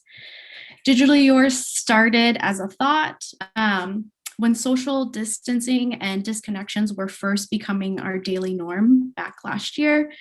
Both KP and I have very material driven and physical practices, and we were really struggling with the idea that touch and physicality were becoming impossibilities. When we first began Digitally Yours, we were thinking about the different ways that the digital can make itself known in a jewelry practice. There are the obvious modes, 3D printing, rapid phototyping, filter rendering that are explored in mass. And those are all valid and exciting interactions, but we are also interested in the way that virtual space can creep in. So much of our explorations as artists and designers are driven by the digital. From communities to identities we foster and build around us, to the anxieties and existential worries that cause us to seek refuge in our work. The role of the digital and the virtual world in jewelry is becoming more and more ambiguous and anamorphous. As Jessica was saying, both of our practices are incredibly physically driven. I'm primarily a woodcarver. Jessica works with manipulating found objects. And at the beginning of 2020, we discovered that these interpersonal physical interactions that we rely on for our practices were becoming impossible. And so we turned to other artists that we admire, other practices that we relate to in many ways, but don't hold ourselves. And we asked them the question, how can we connect when we can't touch, when we can't share space, when we have to stay that now ubiquitous 6 feet away? And Digitally Yours was about seeking those connections. And that connection and conversation was really the core concept of curating the show as we started off. We always wanted to have a direct line with the artists, build a dialogue and a experience with them rather than just take their work and put it on a table. And the digital format provided kind of an incredible opportunity for that.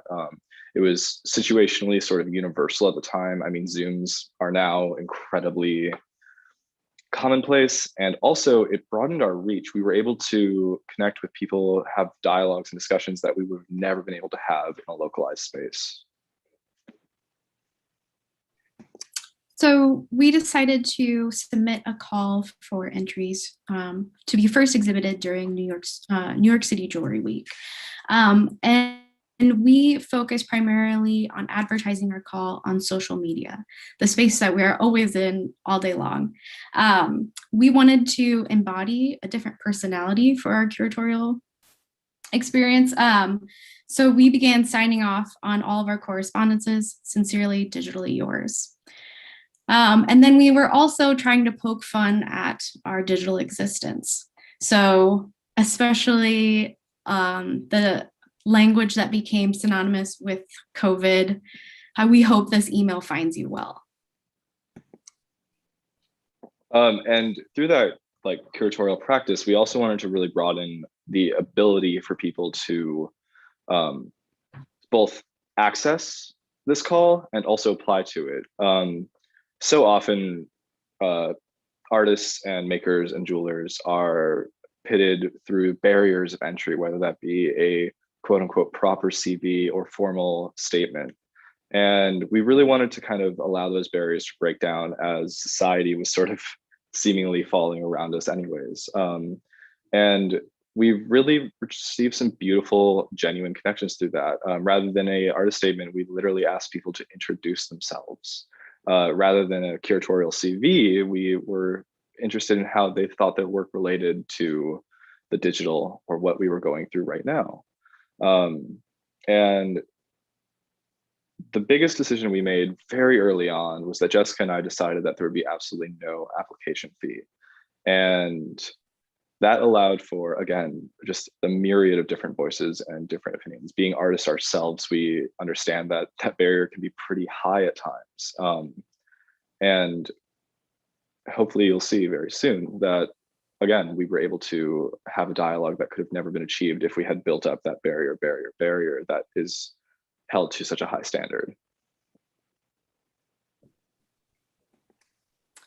So we were really overwhelmed by the response that we got from the call. And ultimately, we decided to only work with 15 makers because we wanted to work on a more personal level, getting a lot of feedback from them and making this kind of a more of a collaboration exhibition.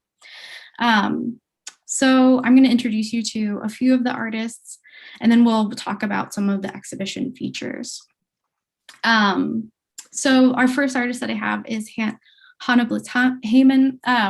Her work is really a blur, and she works with the material virtual hierarchy. And that's exactly where it needs to be. Her work straddles multiple existences. It works on pure digital pixel of wearable physical object, and also the strange expanse of digital hybridity.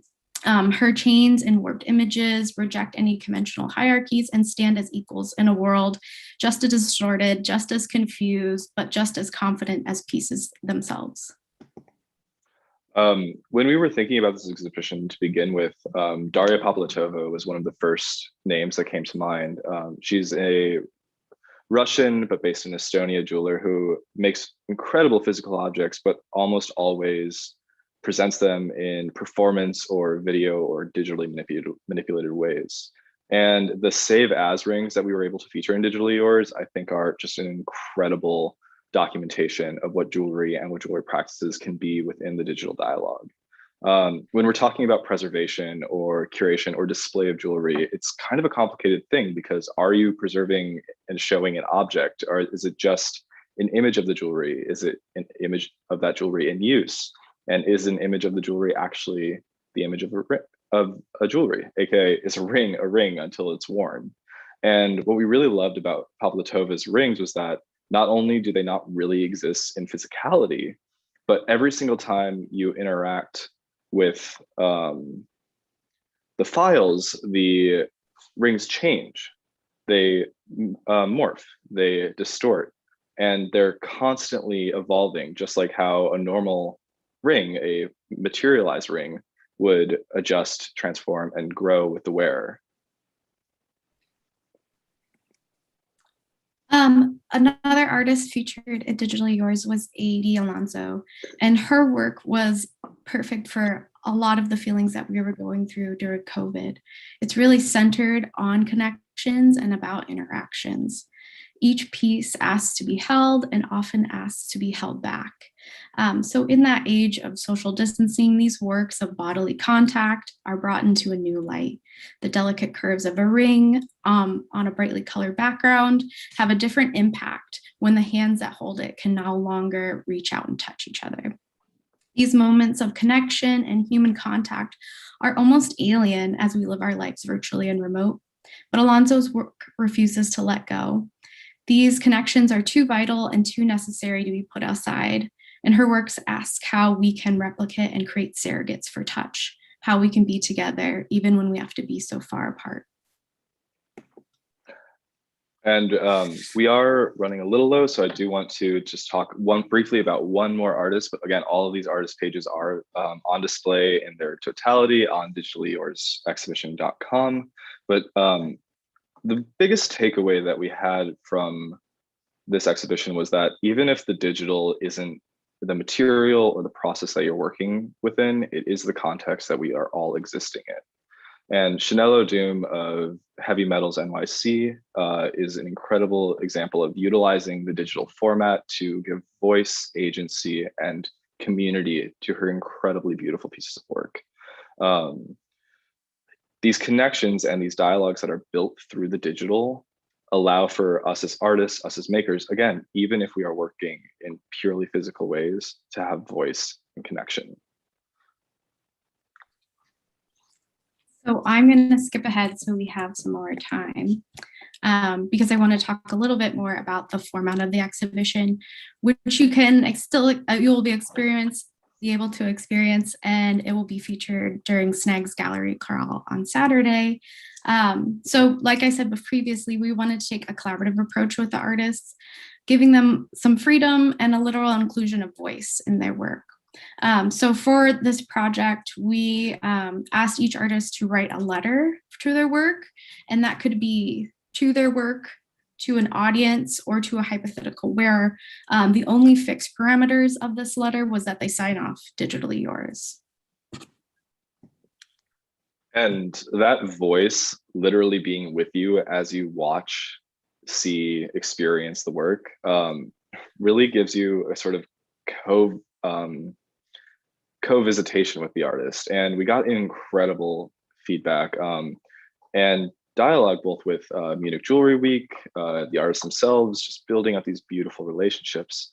And what it really came down to was that so much of the stewardship and curatorial work, the exhibition planning that has been happening through our field is artist driven.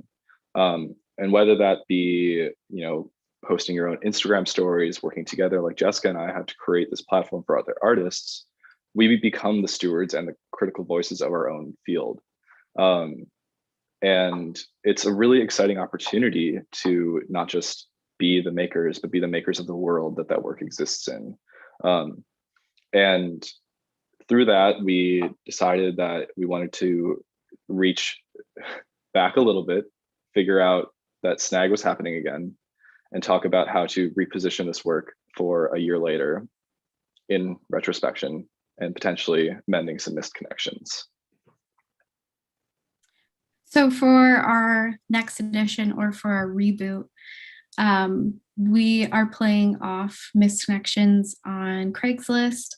After this year of missed opportunities and missed connections, we are giving the artists another opportunity to voice their ideas on this past year. So that is the new edition for Digitally Yours. You can find it on our website during the gallery crawl on Saturday for SNAG. And we would just want to say thank you so much for inviting us to talk, and we're looking forward to the panel. Sincerely, Digitally Yours. Thank you all. Thank you. Thank you both so much. And thank you to everyone who's joined us. We do have some time left to have some discussion. And so those of you who are listening in with us today, if you have any questions, please put them in the Q&A, or they'll be coming from Hopin and I will share them with folks. But as you all are sort of getting your questions in the chat, I wanted to highlight some themes that I sort of see as tying these projects together. And I'm really just going to list them because of time. We don't have time to really dig into the meat of these. I really feel like we could spend an entire day talking about each of these topics and really digging into it. But some of the things that really resonated for me were themes of community, themes of access and accessibility, materiality and the role that materials play.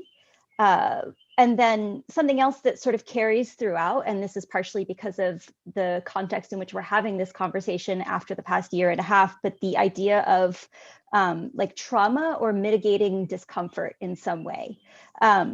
So having shared that as sort of like what I've seen tying this together, would any of you respond to any of those themes? Or does any of that resonate or? Yes, I would definitely say that community plays definitely a big part and a big role in the not only just some of the work that's shown here, but just as much the conversations that were being had, where a lot of these works and these businesses couldn't have become successful amongst the African American community without it being a community of people working together, artistically sharing ideas from one another and pushing themselves even further, whether or not it was the Harlem Renaissance, where we see that first like big flourishing of African American arts and creativity, but then even in some of those early scenes, as I mentioned, with Curtis Tan being amongst the Pasadena, Los Angeles scene, where he went and was involved with Betty Saar and Charles White, and even working with some members who had originally shown Jacob Lawrence's work in their own exhibitions at the time.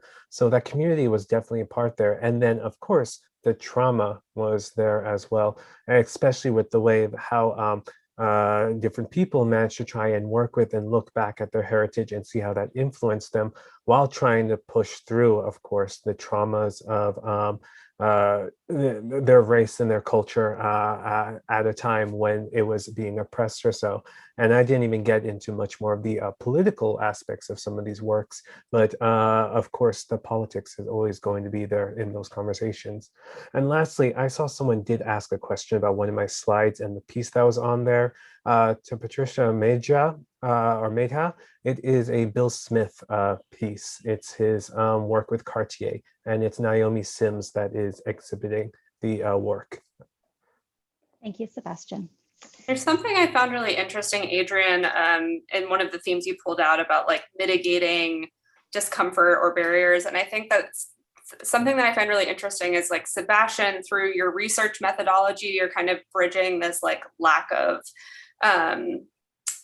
preservation or lack of archival documentation, and your research methodology is bridging that barrier. And I think with Jessica and Stephen's Digitally Yours project, you were talking about mitigating this lack of touch and this lack of physicality. So all of these projects seem to be kind of functioning in a methodological sense as a technology of mitigating problems and problem solving. And I think that that kind of pivoting and that nimbleness is very of the moment. And I think it's interesting that it was expressed differently in each of the projects. Well, and to build off of that, I think that like these devices against alienation are sort of endemic to jewelry or even metal handheld object practices. These are objects of connection, of identity, and of community. And like, when you adorn yourself, you're adorning yourself to be seen, to bridge a build between the interior and the exterior. And that's the beauty of these forms, is they don't just walk into a gallery and be seen, they go to the conversation. They connect. And I think that of course is going to be a dialogue within jewelry. These aren't objects meant to be on a pedestal, they're meant to be embodied and in conversation.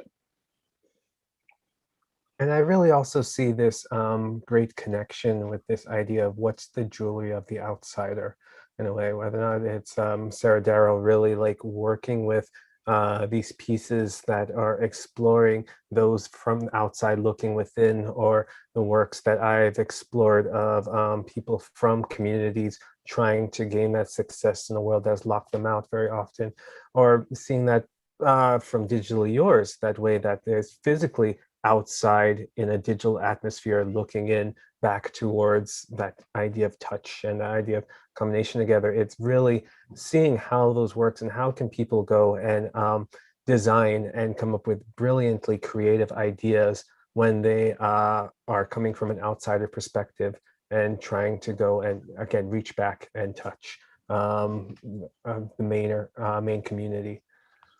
Yeah, and so Sebastian is just now referencing a question in the Q&A, which I will share with everyone, which is from Patrick Beneshlu, talking about how seeing the work that Sarah's presenting as sort of being sort of more on the outsider art end of the spectrum, even if that's not necessarily so. So I wanted to, since Sebastian was responding to that, I wanted to give others an opportunity to respond to that more directly. I think that the works that I was looking at, I don't know if I would call them outsider art. I don't think that the artists would characterize their work in that way. But I do think that they're referencing otherness and the kind of like the social constructs that have made certain communities feel on the outside. But in terms of it being an outsider artistic practice, I don't know if they are working that way.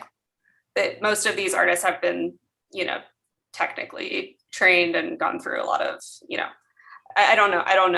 I think that that's a tricky label, but that's my 2 cents on that. We also have a question from Katja Toporski that is for Jessica and Stephen specifically, and that is, what effect did your curatorial work have on your own work? think the biggest impact for me is not really necessarily on the way that I work, but maybe the way that I present myself online, but also the ways in which I think about the curatorial process and the call and inclusivity of the call for entry process. Because I never thought so much about these processes, because I feel like we kind of become trained in academia to have a CV, to have an artist statement. And so in the way that when we first started discussing how are we going to build our own call and how are we going to try to include other communities in this call, I think that has really impacted the way that I think about the way in which we produce exhibitions. Yeah, I would kind of just build off that. Whether it's impacted my process, I'm sure it's changed my thinking processes a little bit, but it definitely has affected how I approach putting my work into the context of the internet and the digital. Whether that is like very consciously like taking posting breaks and really separating myself from the virtual to actually allow myself to be with my own practice, or otherwise just like actually reaching out to these amazing artists that we've become quite close with actually over the last year and a half and having dialogues that way. I have a question for Digitally Yours and Sebastian. I've noticed a lot of folks who have been building these kind of open source databases and digital gathering places, especially during, over the past year. So you have like the AAPI craft directory, and you have like these open source databases and the Black Craftsman Archive with Tiffany Moman. And I think that it's been a really interesting way of, one, increasing accessibility, but two, open source gathering resources and people. I was wondering if I found like there was a resonance between how you're seeking research and how you're gathering artists. I was wondering if you could talk about that. Yeah, I think one of the major places where it's been helpful to try and find some of these names, especially where I'm looking at so retrospectively like 30, 40 years ago, has been to look through some of these like, open space forums. And there is a great one that I found that does feature many different names for all different types of Black artists, whether it's fine arts, whether it's craft, whether it's jewelry. Of course, that makes the search a lot harder when you're looking through all the thousands of painters that exist trying to find that one person that does jewelry.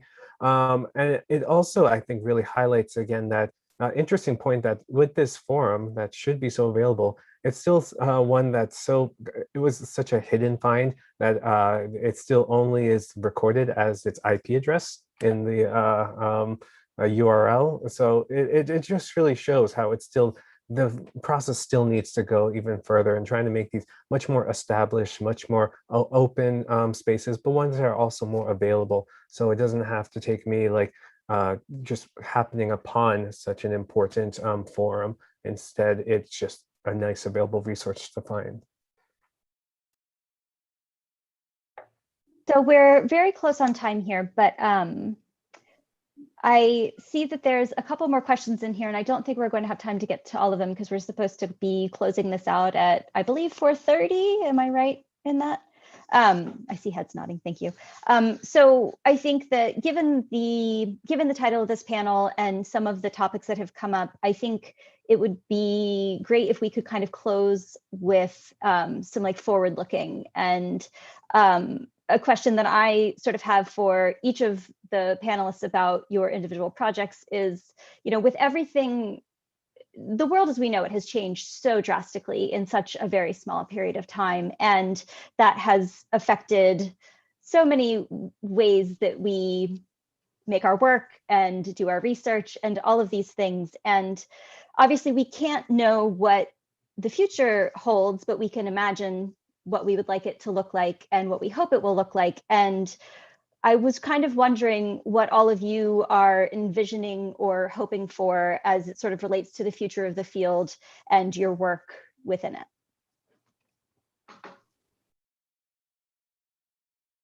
I think kind of building off of what Sarah was just talking about is that sort of intercontextual research, basically allowing shows and dialogues to be had outside of that little bubble.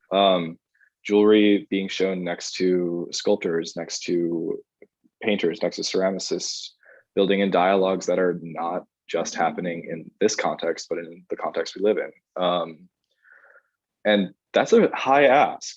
And it's one that we'll get to step by step. But I think that like Jessica and I are kind of, always working on individual projects for ourselves, but just asking questions. It's the only way we'll get out of this alive, I guess. Yeah. I'm definitely please go ahead. Sorry.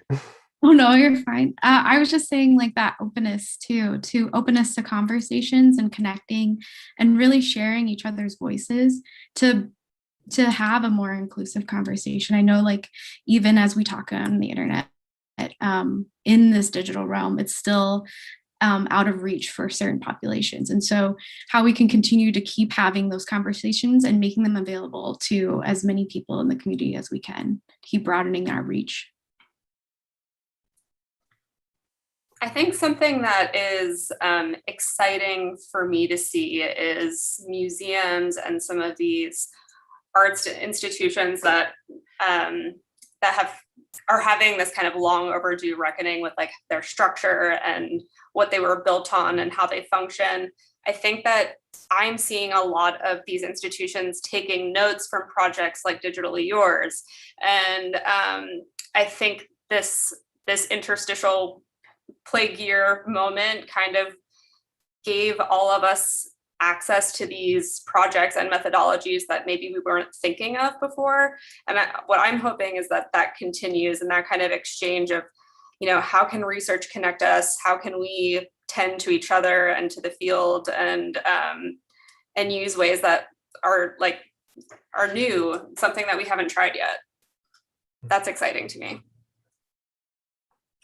Yeah, I'm definitely looking forward to a future where my research doesn't need to really be seen as so unique or so special, that it's not just like, oh, this is so new, this is something that we haven't seen before, but something that should be so commonplace that it really becomes a part of the whole genre of art jewelry and the whole discussion of art jewelry, that it's not just Black jewelers or white jewelers, but that it becomes a really much more knowledgeable of so many different types of jewelry arts that are there from all different representations. And of course, not only looking at just Black or white, but Latino jewelers, Native American jewelers, who of course play such an important dedicated role to the idea of jewelry today, queer jewelers, women who have had such an important role in the world of jewelry. How can we make sure that their stories are completely included, even during those times when they weren't represented as thoroughly? And I think that's what I would like to see, is just that this should not be something special. Eventually, this will be just something that's as commonplace as discussing any form of art jewelry today. Fantastic. Thank you all so much for being here and for sharing your work and your thoughts with us. And, I really appreciate all of you, and I appreciate the questions from everyone. I know we did not have time to get to all of them. The contact info for each of our presenters is present in the chat box here in Zoom, and you can find them in various places on the internet. You can also find me on the internet or through SNAG's website, where you can contact me as the editor. And if this conversation speaks to you, I encourage you to reach out to other people like us, everyone who's on this panel today, who are interested in having these conversations. Thank you all so much. Thank you. Thank you. Thank you. That was amazing. What a fantastic conversation to kick off the panels for this virtual convening. I've had the pleasure of hearing many of you speak before, and I'm really excited by the conversation that's been had here.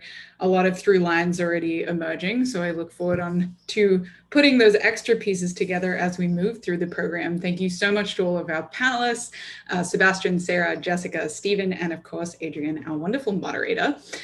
We are moving into our second official panel conversation for today, which is Taking the Initiative, the Society of Inclusive Blacksmiths. Lisa Geertsen is going to share the inspiring, need to be able to say that since it's inspire, aspire, story of 11 women who saw a need for diversity in their professional community and gathered together to build a bench, but also a new and inclusive organization, the Society of Inclusive Blacksmiths. I'm going to introduce Lisa, who is being interviewed today in conversation with Tanya Crane.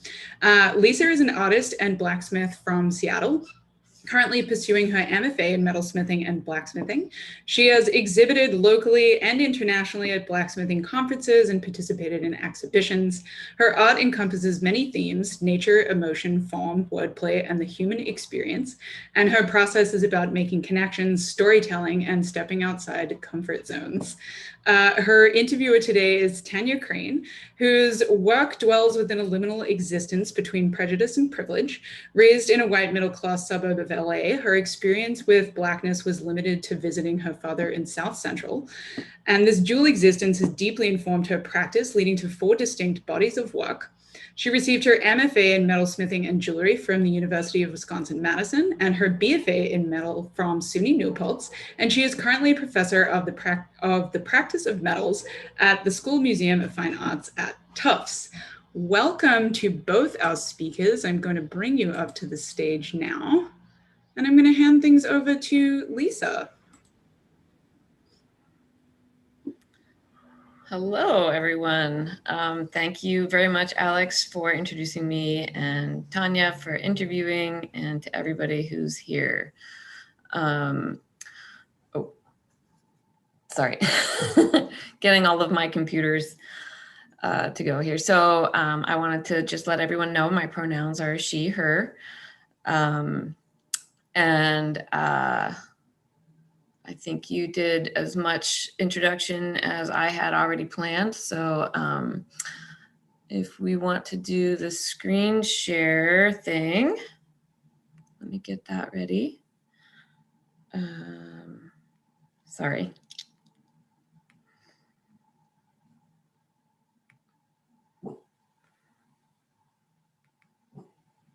Okay, pardon me and my slowness. Okay.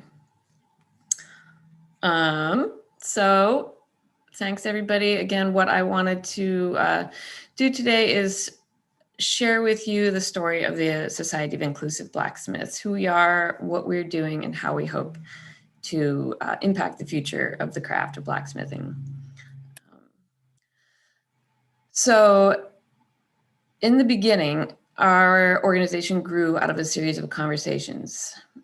The binding connection of these was based around developing a list of potential instructors for blacksmithing classes. In each instance, the men at the table voiced that they didn't know of any capable female smiths for this role. The 3 of us experiencing these conversations, each separately, came together to discuss what we could do.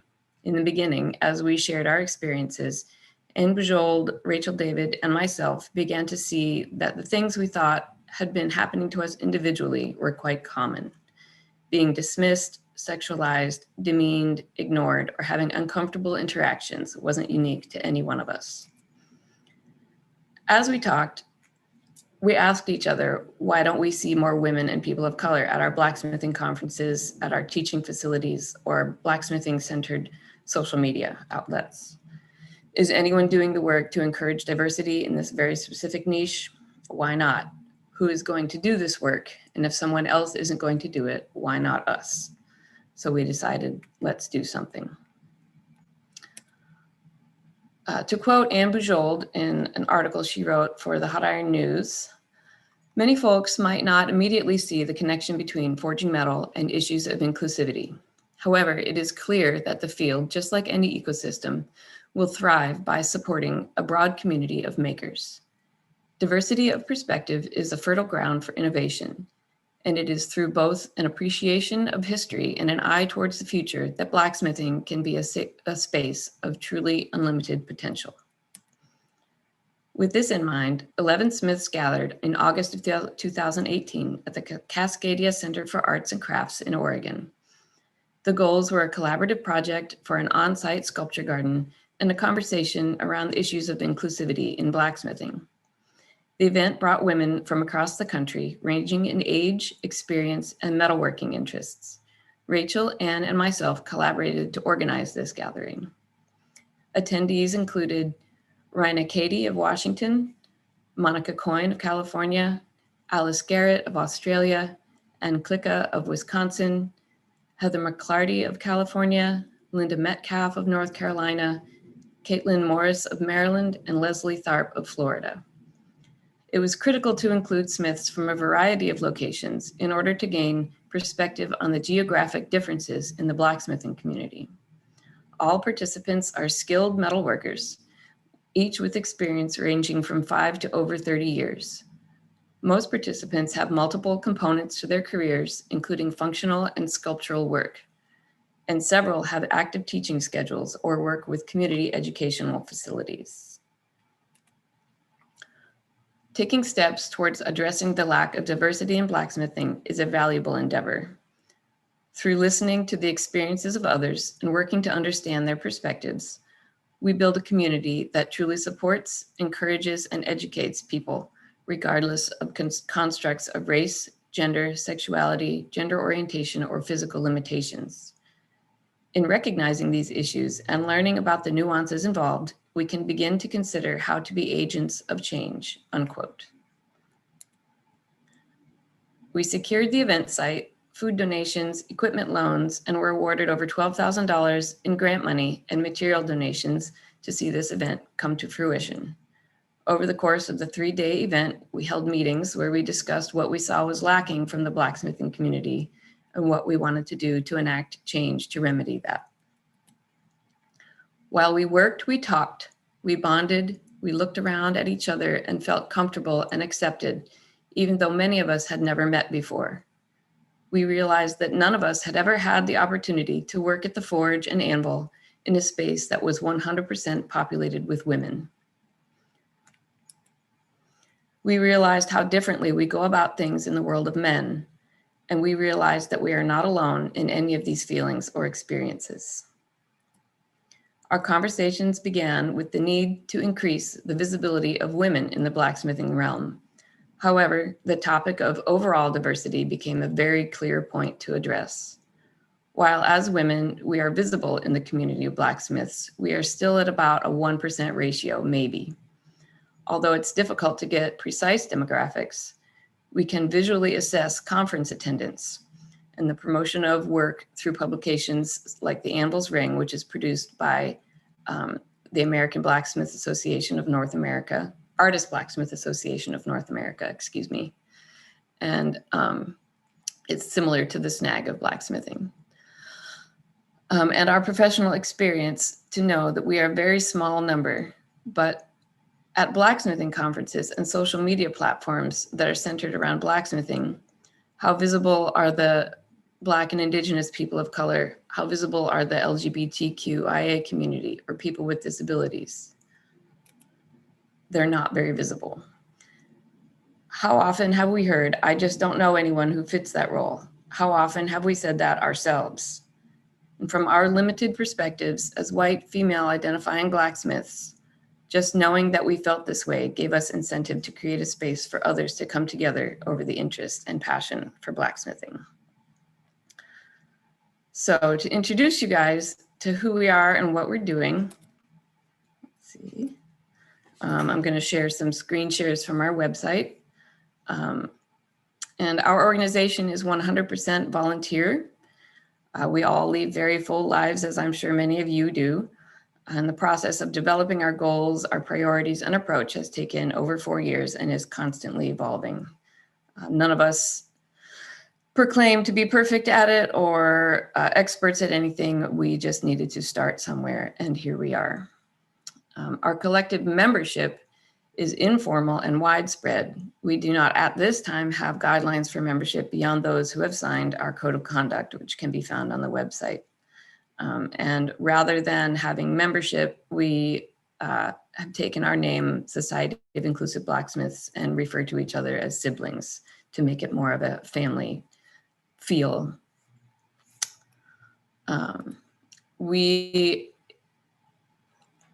have somewhat organized ourselves into a governance committee, as this has been a pretty much 100% DIY organization. We decided we wanted to have a few people step up to get the jobs done that need to be done.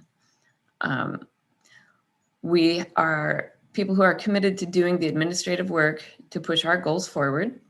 This currently includes Anne Bujold, Joy Fire, Elizabeth Bells, Rachel David, and myself. We've gone about our unofficial titles on the website with a little bit of humor involved, hoping to ease any sort of constructive idea of any sort of hierarchy or social structure there. We all have been working together to get the things done and pick up the balls as they need to be picked up. We've raised funds within this year. We've raised funds to revamp our website that you can find at inclusiveblacksmiths.com. We produced a self-published book that tells the origin story in more depth, including more information on each of the women present at the event, and began a scholarship partnerships with other educational institutions who are committed to sharing our mission. And in addition to these projects that require funds, we developed a remote or virtual mentorship program, as well as outreach initiatives such as our Stories project. Joy Fire has worked diligently to evolve our website and our social media presence, which brings in the majority of our connections. So what we've been doing, I wanted to talk a little bit about the virtual mentorship program that we launched in January. This was a 3-month program and was primarily structured around the social restrictions of the pandemic. And inadvertently, this provided more accessibility to our participants because the mentor-mentee pairs were not limited to geography. When we had originally thought of this mentorship program, it was going to be something based as a face-to-face thing. So we had over 80 applicants from all over the world, and we're able to match just under 40 pairs of people. The social transition from in-person events to virtual communications enabled us to broaden the connections for folks, given their requested criteria from the applications. This was our first session of the program, which will run twice a year in 3-month cycles, March through May and September through November. And we still have a lot to learn and improvements to make, but the overall feedback has been very positive with this program. For the Stories project, we asked people to volunteer to share their story with the online community through Facebook and Instagram. They're asked to describe some aspect of their identity and their interest in blacksmithing, intersection of positive or negative, how they come to blacksmithing as an effort to make connections with people. And this effort alone has been such a wonderful path to connect people who are willing to step forward and share their vulnerabilities. We believe that by giving people this platform to share their experience in their own words, that people who may feel discouraged by the lack of diverse representation in the field will see that, in fact, there are more people out there involved with this art form than might seem on the surface from more mainstream channels. Those of us on the governance committee have been blown away by the people that have submitted stories and commented on them. It's really been one of the most wonderful things that we could have done. And so this is another one of our stories. We are very excited about the scholarship partnerships that we've begun. This is just a page from our website where we list things like scholarships and other opportunities. The very first one that has gone live is with the Chicago Avenue Fire Arts Center in Minneapolis. We are greatly thankful to Elizabeth Bells, who took the reins on this to reach out to institutions and schools that share our DEI mission and want to, or are also located in urban areas, so that the accessibility to people is much easier to get to than the more rural craft schools. So this, I wanted to say, is a critically important component of our work. Our goal is to reach out to these educational facilities, and we're choosing institutions that share our mission of equity and inclusion, so that folks don't have to spend a lot of money to leave home, and as a lot of them require long stays away from home and a large financial outlay for travel or taking time off of work. We are excited to announce that we have begun partnerships with Adams Forge in Los Angeles, California, the Chicago Fire Arts Center in Minneapolis, Pratt Fine Arts Center in Seattle, and the Crucible School in Oakland, California. We believe that this is the strongest impact that we can have by supporting these organizations with scholarships that would give priority to women, BIPOC folks, and LGBTQIA individuals to directly and financially support their interest in their passion working with metal. We do hope to host in-person gatherings in the future, like our initial one, by bringing people together face to face. But for now, raising money and giving it to those who need it is our best avenue for change. We believe that this concrete action has the most potential to change the course of someone's trajectory, and that direct support is the best investment we can make. We have been working on this organization for over 3 years, but within this past year has felt like all of the work we've done is finally generating momentum. Our goals for the immediate future are to raise more money to fund scholarships and propel the growth of the community through the mentorship program and online outlets. Our organization isn't following typical structure of many media-specific groups. We're working small and at this point do not rely on paid members to support our work. We are striving to develop a new model of operation that will rely less on hierarchy and more on being flexible, versatile, and responsive to the feedback of the people who we seek to serve. Ultimately, we rely on the voices and experiences of those who struggle to access this historically male dominated craft to understand what we can do to evolve the blacksmithing community into a place where diversity is celebrated, encouraged, and abundant. If you would like to contribute to our goals, you can use the donate button on our website, apply to be a mentor or mentee, or share your story or volunteer your time. And you can find us at inclusiveblacksmiths.com and follow us on Instagram and Facebook. And I can stop the screen share. Okay. That was great, Lisa. Thank you so much. Thanks, Tanya. It was very nice to meet you the other day, and it's really great to hear about this new organization. I just have a couple questions for you that immediately came to mind. First of all, I just want to say that what you're doing is very honorable and it's very needed. And I appreciate all the volunteers who are taking their time to do this. First of all, I really enjoyed reading the stories and the testimonials on your website. I find that telling one's story is an important step towards purging the feelings of being the only one. What are some of the responses you've received about these stories? Oh yeah, so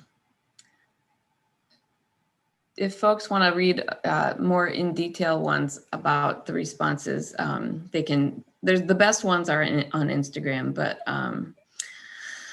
really reading the responses from people saying that they had no idea that there was other people like them out there, and connecting immediately with, for instance, Beck Simon allowed us to share her story about being bipolar and how it has impacted her life and her practice and how she has moved forward through that. We had so many people absolutely speak up saying, oh my gosh, I struggle with the same thing. This is such an important story to read. Thank you so much. And Jamie had also shared their story about being trans. And, you know, for some of us, I know Jamie originated out in the Pacific Northwest, and I know that I've met them before. And reading other people's responses to feeling comfortable to step out from that at times frightening place of being trans or being queer in this very, very, very white male dominated craft is, again, extremely heartwarming for us to see the people connecting like that. One that was really fun, I can't remember the people's names specifically, but some people were commenting on the stories and saying how they connected with this artist and they're in this area too. And just the geographical location that you don't know that there's someone in your neighborhood or in your town that is doing the same thing as you and not necessarily comfortable, you know, looking around for other people because of that historically white male background. So just the actual connections, you know, physical people getting together, making friends online, seeing each other has been wonderful. Yeah, I think the virtual world has really opened up a lot of possibilities for people who didn't really have access nor understand that there's others like them in the world of metalsmithing, jewelry making, blacksmithing. So this has been quite the year of you know, sharing out, I guess. Yeah, yeah. Okay, so I have a couple more questions.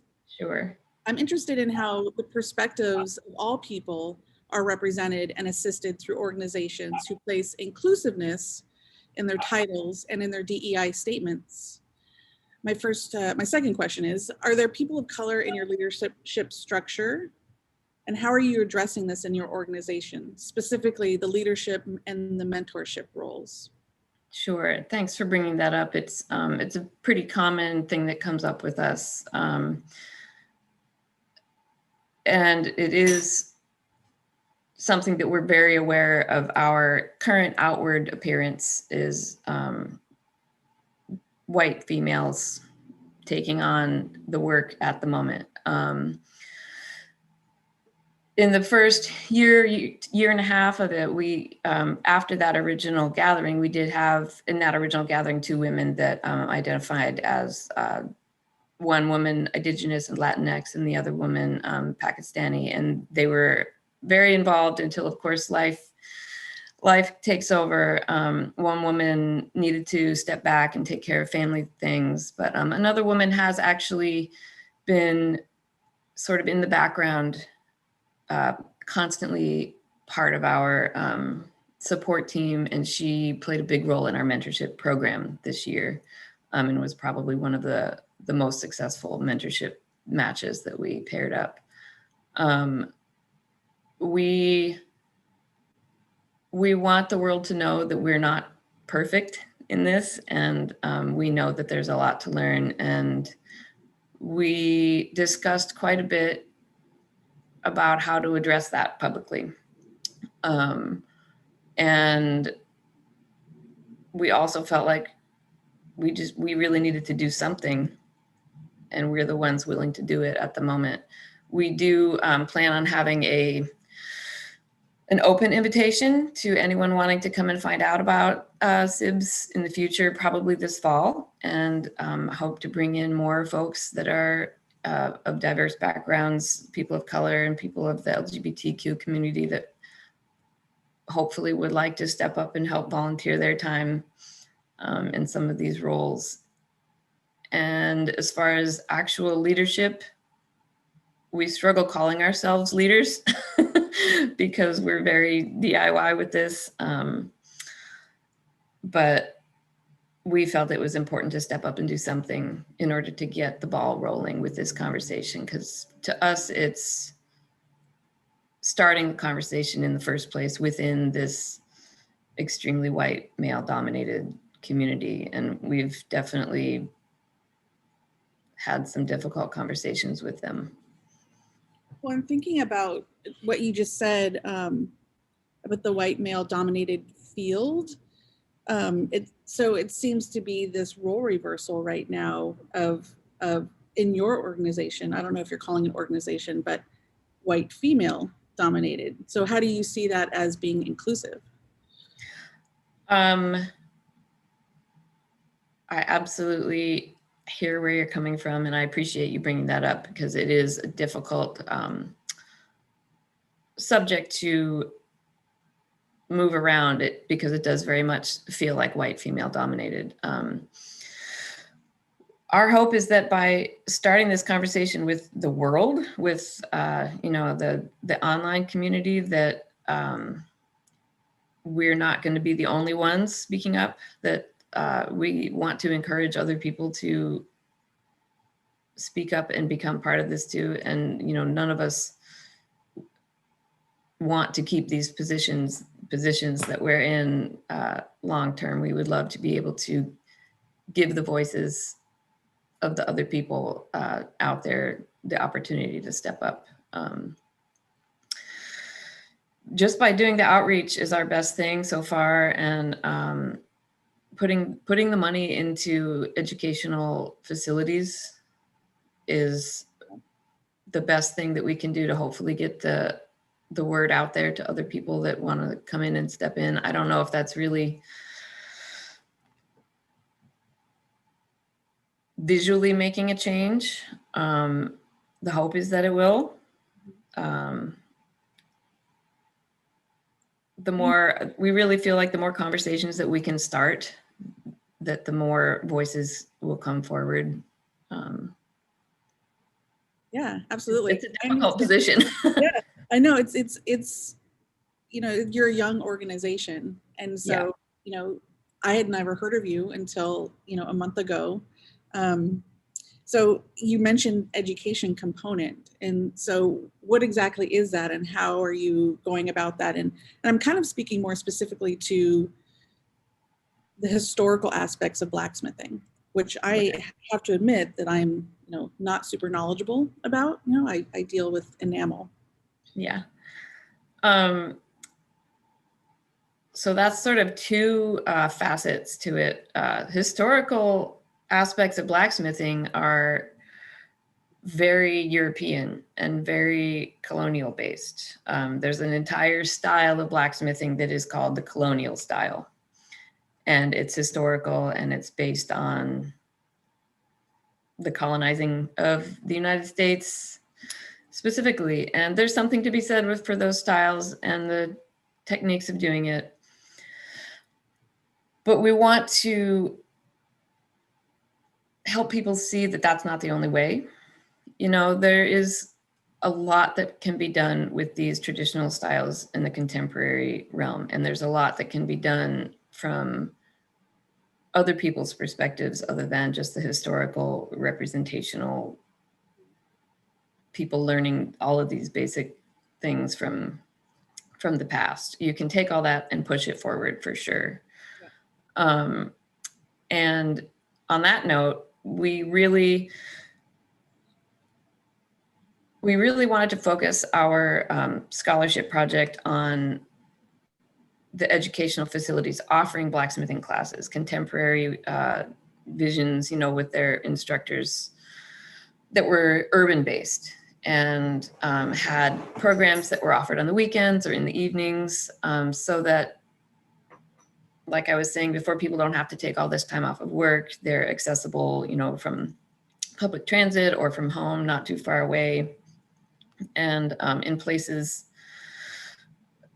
especially like the Crucible and Pratt Fine Arts Center, they're based in areas where the outreach is within that immediate community. And they're very committed to serving the people in the community with specific scholarships and outreach. So that's our big push. I know I always feel like, because I have a connection to Pratt specifically, I'm like, that's my big push, but we all really thought that that's the best that we can do to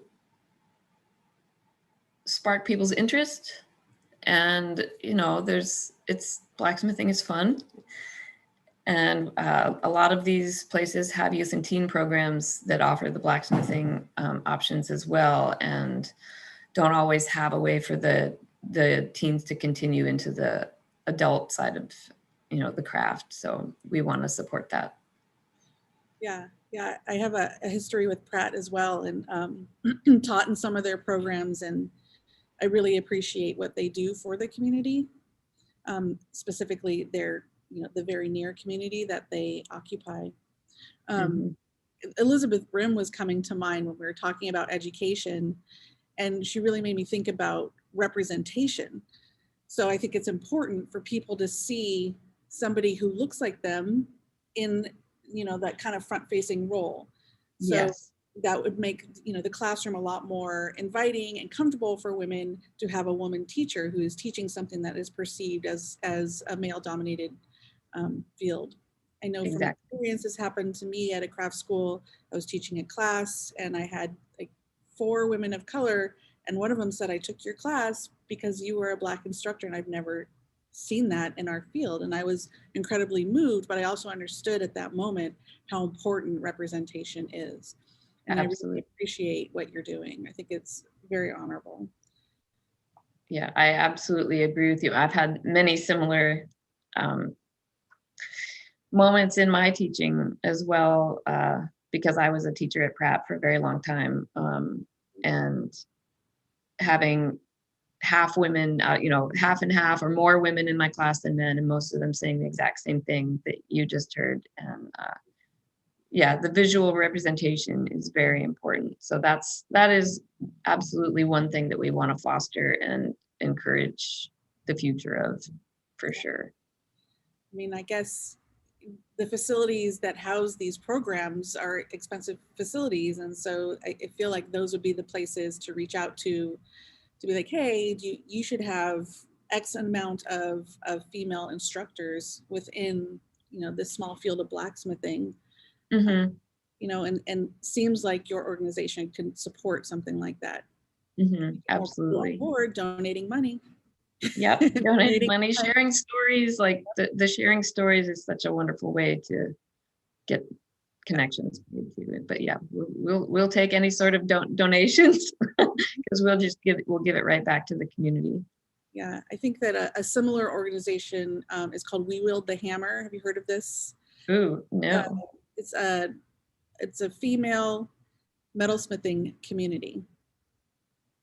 And it was started by Karen Smith out of Oakland, California. And she's providing a space and providing tools and providing instruction for Black female jewelers, which I think is incredible. Yeah. So it's obviously something that's needed, but I was really also moved by what Sebastian said earlier about, like, we shouldn't have to focus on this. This should just be the norm, right? Yep. Yep. We shouldn't have be. to, you know, yeah. Yep. Those but are that, all, and that's why we're doing it. Yeah, to get it going. Yeah. So those are all the questions that I have for you today. It was really, really nice speaking with you, Lisa.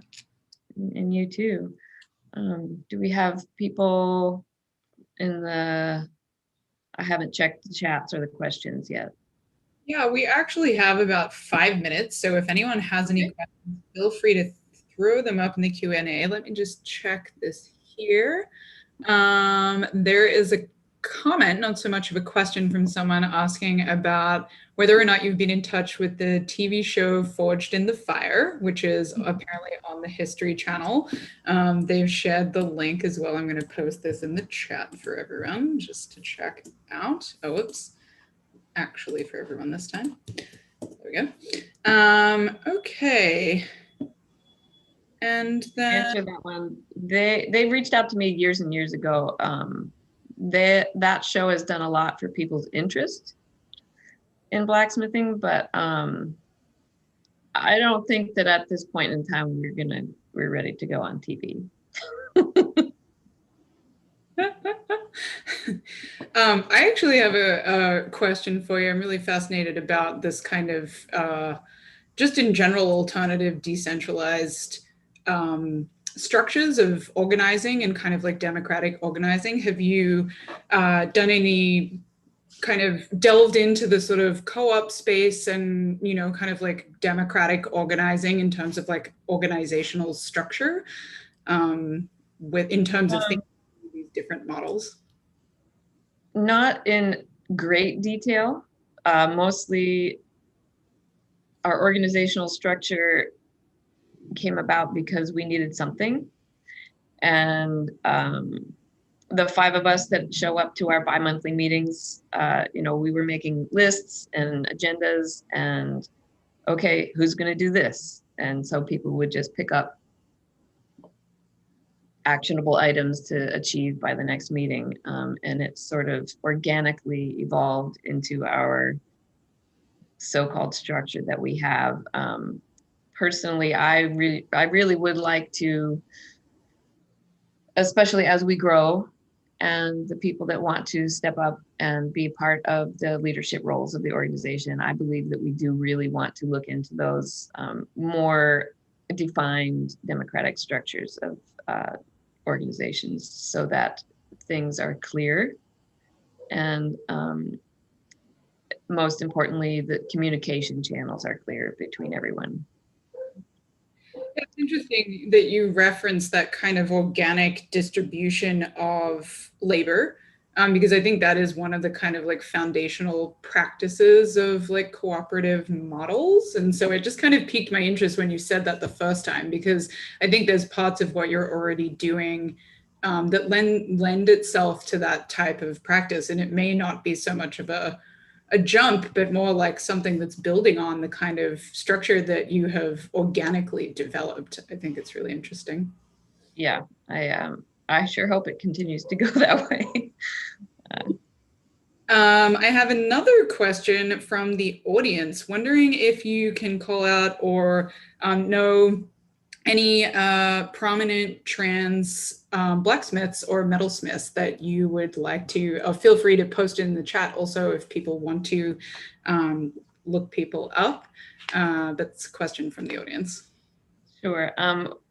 The first one that comes to mind is Jamie, that I shared just the short snippet in the screen share, but her story is on our website and on our social media channels. As far as extremely prominent or I don't want to say famous, none of us are famous. That's a really limited channel so far. We haven't really found a whole bunch of folks. I know that I've met some people here in the Pacific Northwest that have joined our Northwest Blacksmith Association that have come out as trans.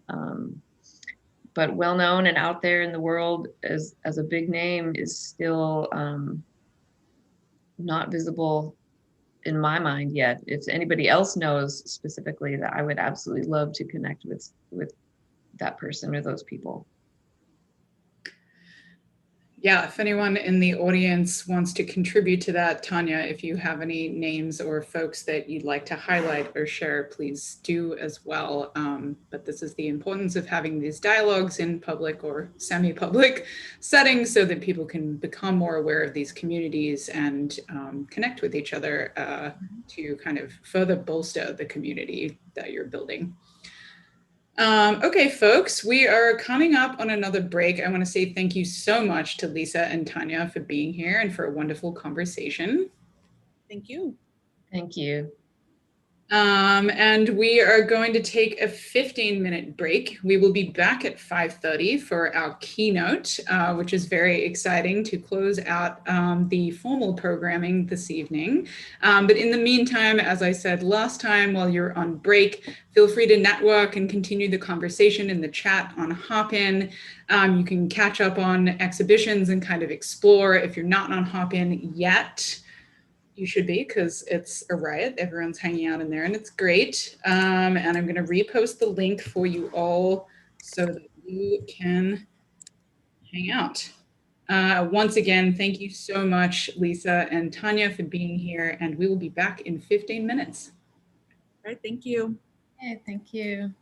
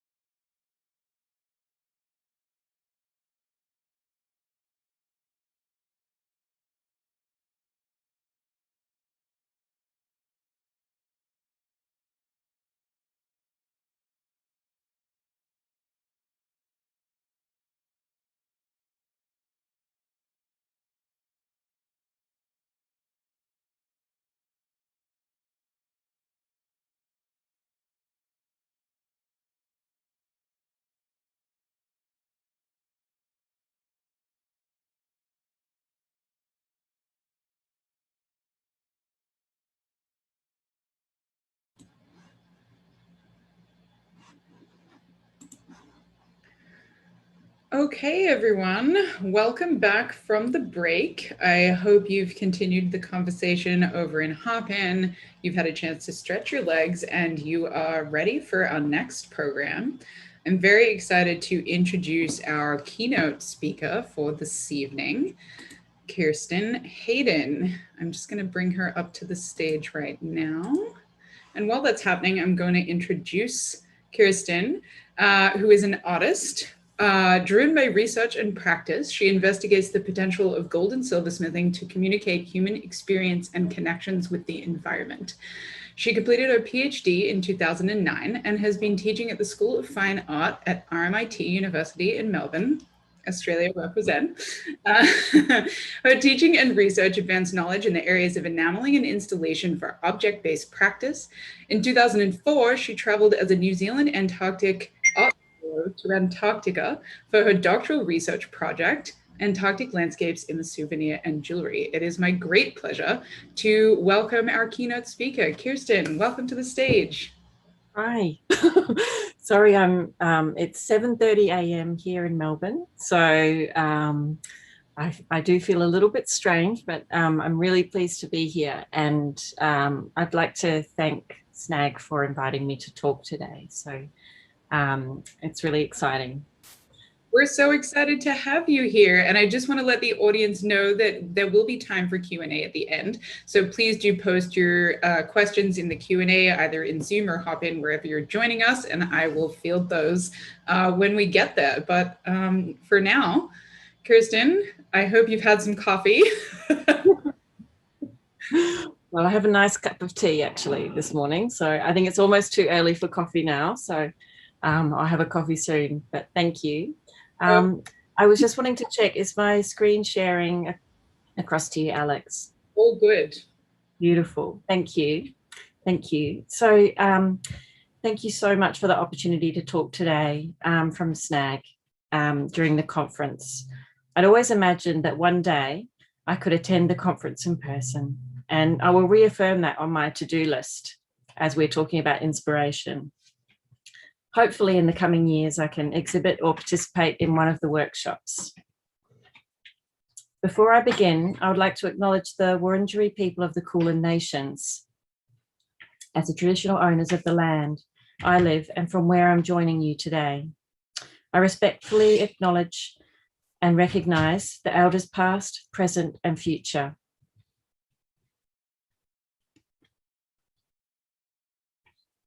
Inspiration is a process that motivates and encourages us to move. Inspiration can be fleeting or overwhelming. It can be momentary or sustained and continuing. Inspiration is not always positive, as its outcomes can lead you in directions you never imagined. I would consider that inspiration for me has been a continuum that flows through my practice as I experience the environment and I respond to stimulus. In my talk today, I will address my personal experience of inspiration as it has driven my practice. Finding Focus is the title of my presentation, and this is a personal discussion around the aspects of my own art practice that has sustained my inspiration. The words I've selected for my title are finding and focus. I consider the relevance of words and language, asking, do they open space for contemplation in my work? Finding is generative as it relates to information, discovery, and examination. And to come to a finding is connected to an idea for searching and locating. This can create a drive to progress and create direction in one's ideas and findings. It could be an outcome of an investigation, but it could also be locating something that's lost.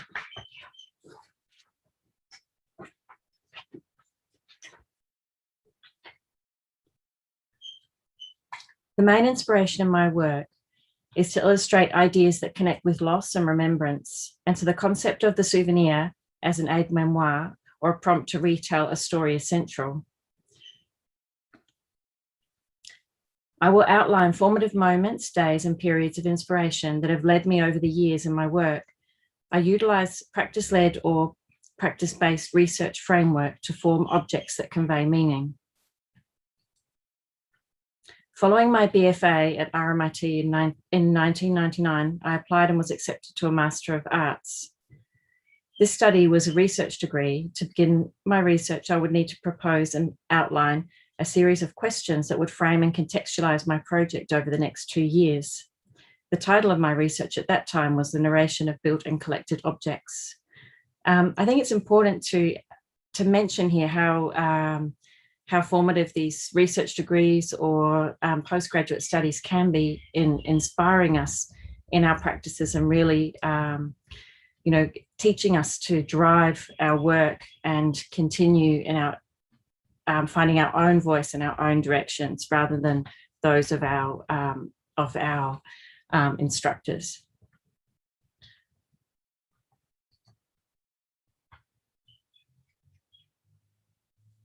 In this research, I would look at and recontextualize ephemeral objects such as photographs, letters, buttons, and fabrics.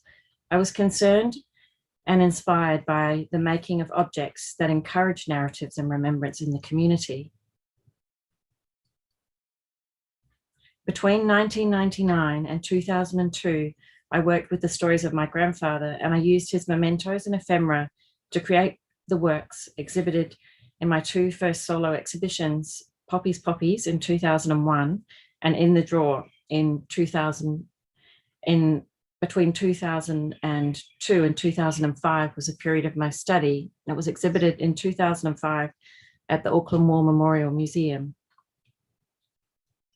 During my master's project, when I was looking at the stories of built and collected objects, I became aware of the possibility of going to Antarctica with the New Zealand Artists to Antarctica program. I thought about how the objects I made could relate to Antarctica, and I believed that it was a place that had not really been depicted consciously in jewelry or in the souvenir as an artistic work.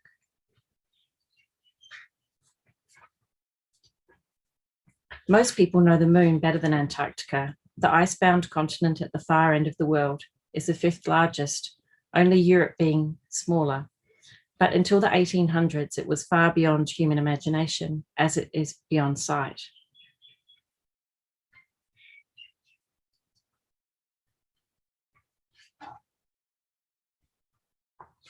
In 2000, when I went to, at this time, Antarctica wasn't really in the mainstream media as it is today.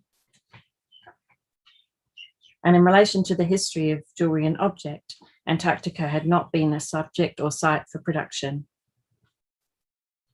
Antarctica was often represented by explorers and scientists, and there was little contemporary artwork about Antarctica. And if there was any record, it was either an expedition or a depiction of the natural landscape and its inhabitants in a realistic way for the purpose of communicating science and exploration. And historically, very few of these perspectives were female. As Bill Manhire writes, a New Zealand poet, in his book, The Wide White Page, Writers Imagine Antarctica, which is a compilation of writers' perspectives on Antarctica, the facts and narratives of Antarctica have been mostly manhandled since the beginning.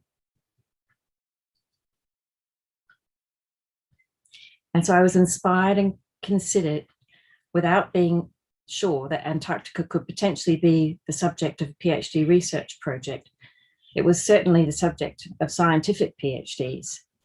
And so the nature of research asks us to question what we know and pursue what we think. This question could confirm or show a finding we suspect, provide a new solution to an old problem, or reveal a different way.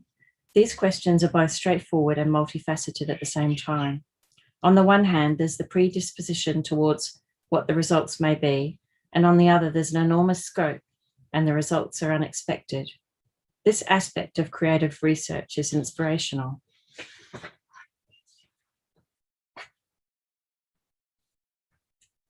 Before I was accepted as an Antarctic Arts Fellow, I needed to have a clear proposal and a rationale. I imagined I would be able to use photographs that I took in Antarctica as representative landscapes to illustrate an idea about jewelry. The idea that jewelry has historically been used to memorialize, souvenir, and frame the landscape.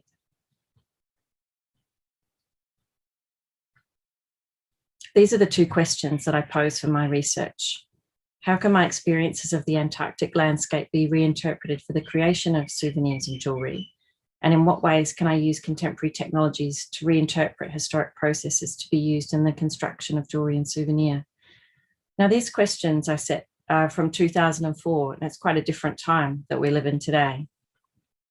But I think they were useful questions at that moment, especially when I didn't know anything about my subject.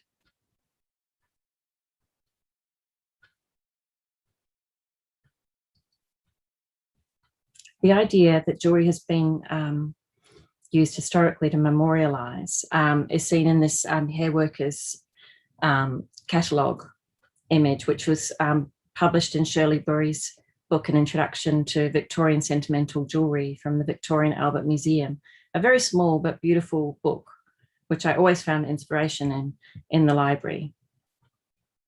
So this image for me was really formative in the way that it captured the idea of landscape, but it was positioned in within jewelry, and it used a personal, the idea of personal hair, but also that it could be around the idea of landscape rather than of a person.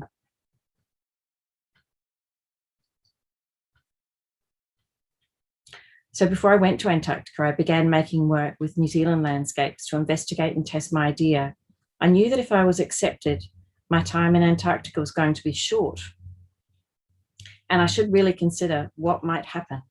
I thought that these pieces could act as an archetype for the type of work that I would make about Antarctica. On reflection, my research went well beyond the archetype, and in Antarctica, I found far more than I ever expected to.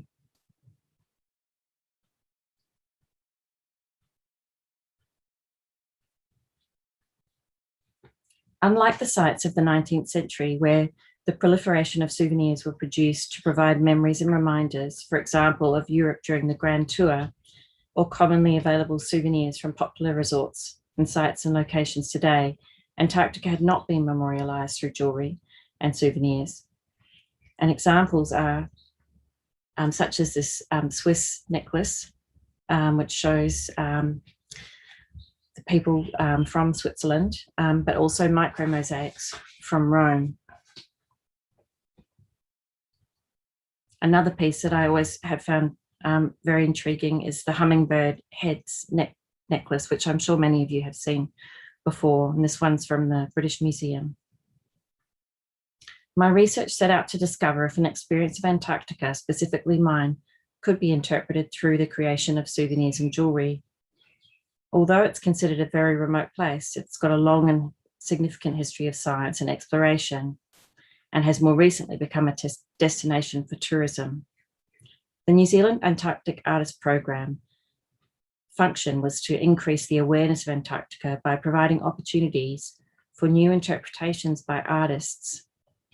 Antarctica New Zealand and Creative New Zealand provided this fellowship, and it produced a diverse response from a wide range of media-specific artists over the years: writers, poets, sculptors, ceramicists, printmakers, fashion designers, textile artists, jewelry makers. Myself, I think I was the only jeweler on this program, furniture makers, painters, intermedia, sound artists, photographers, composers, and choreographers all travelled to Antarctica under the joint applicant program with Creative New Zealand. It's no longer an application program, and one must be invited to apply. There is also a similar program in the United States through the National Science.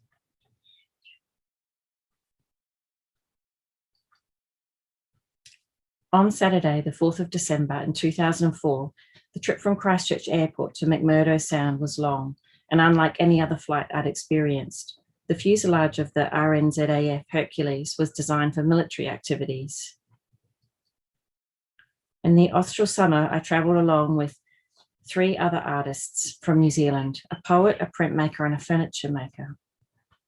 With one small window near the rear of the plane, and dressed completely in our extreme cold weather gear, with earplugs, muckluck boots, 40 of us sat in a webbed interior, unable to communicate over the constant drone of engines. We found it difficult to observe the changing geography beneath us and I felt quite disorientated by the limited number of windows and the subsequent lack of view from the aircraft. This was a tiny porthole in the back. It was not until we were invited to look from the windows on the flight deck that the ice truly unfolded and became a reality.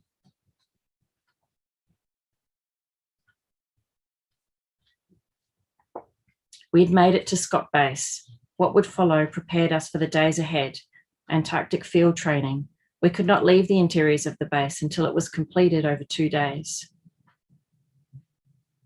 The training covered how to fall down an ice face, how to use an ice axe, how to build an ice shelter from blocks of freshly cut snow, and the logistics of using a camp stove and a tent without gassing yourself. We prepared a camp to sleep outside with the snow shelters or the specially designed polar tents, which were like pyramids and remarkably similar to those used in the early expeditions. Following the field training, we visited the McMurdo Station, or MacTown, just a short distance from Scott Base. This is the home of the US Antarctic Program, where we visited the NSF Albert P. Crary Science and Engineering Center. The Crary Lab is one of the largest laboratories of its kind in the Southern Hemisphere. The laboratory supports special activities including environmental monitoring, snow and ice mechanics, and meteorology. And we spent most of our time on our visit looking at the aquarium, where we could observe the local marine life and the starfish, sea spiders and large Antarctic cod, toothfish, and the oversized sea lice and holding tanks during the biologists' recent dives that they'd collected. Visiting these locations really highlighted the diverse scientific research and the logistics that was actually happening to support these activities. The McMurdo base is the largest in Antarctica and is about 10 times the size of the New Zealand base.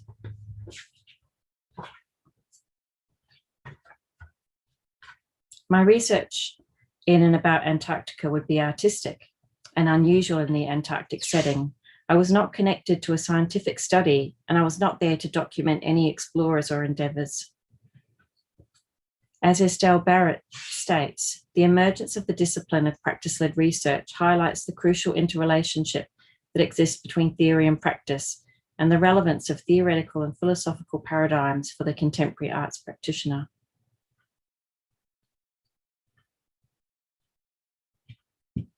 This focus inspired my own practice to consider how I could generate personal objects with meaning.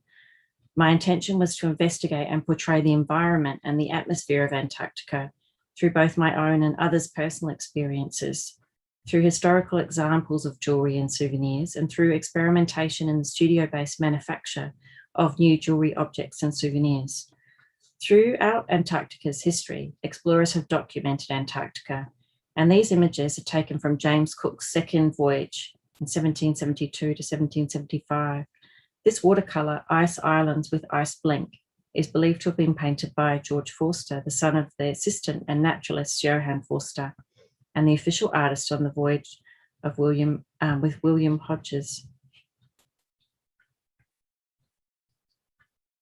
Other examples of drawings and representations early on from Antarctica included the scrimshaw objects that were created by whalers and fishermen that had made their own representations of the isolated, uninhabited continent at that time. And this whalebone plaque with whalebone frame from 1850 was exhibited in Islands to Ice, the Great Southern Ocean and Antarctica exhibition at the Tasmanian Museum and Art Gallery. And so it's a really early representation of the ice barrier. During the heroic age of exploration, the photography by Herbert and Ponting, who were both Antarctic explorers and photographers, have provided a record of human endurance and experience of the expeditions of both Scott and Shackleton.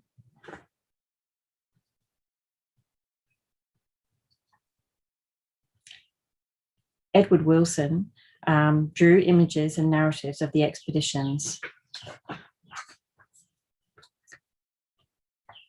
And there's a wonderful resource of all of his drawings in the Scott Polar Research Archive in Cambridge.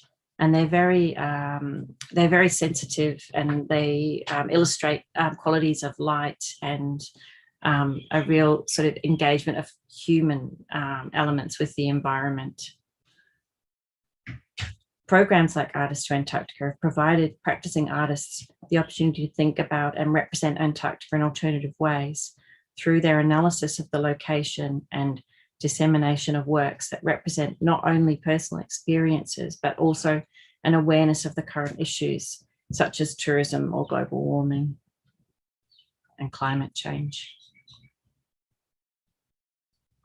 Since the 1980s, international Antarctic programs have incorporated residencies for artists to go to Antarctica and document it in individual ways by creating works that are inspired by its uniqueness.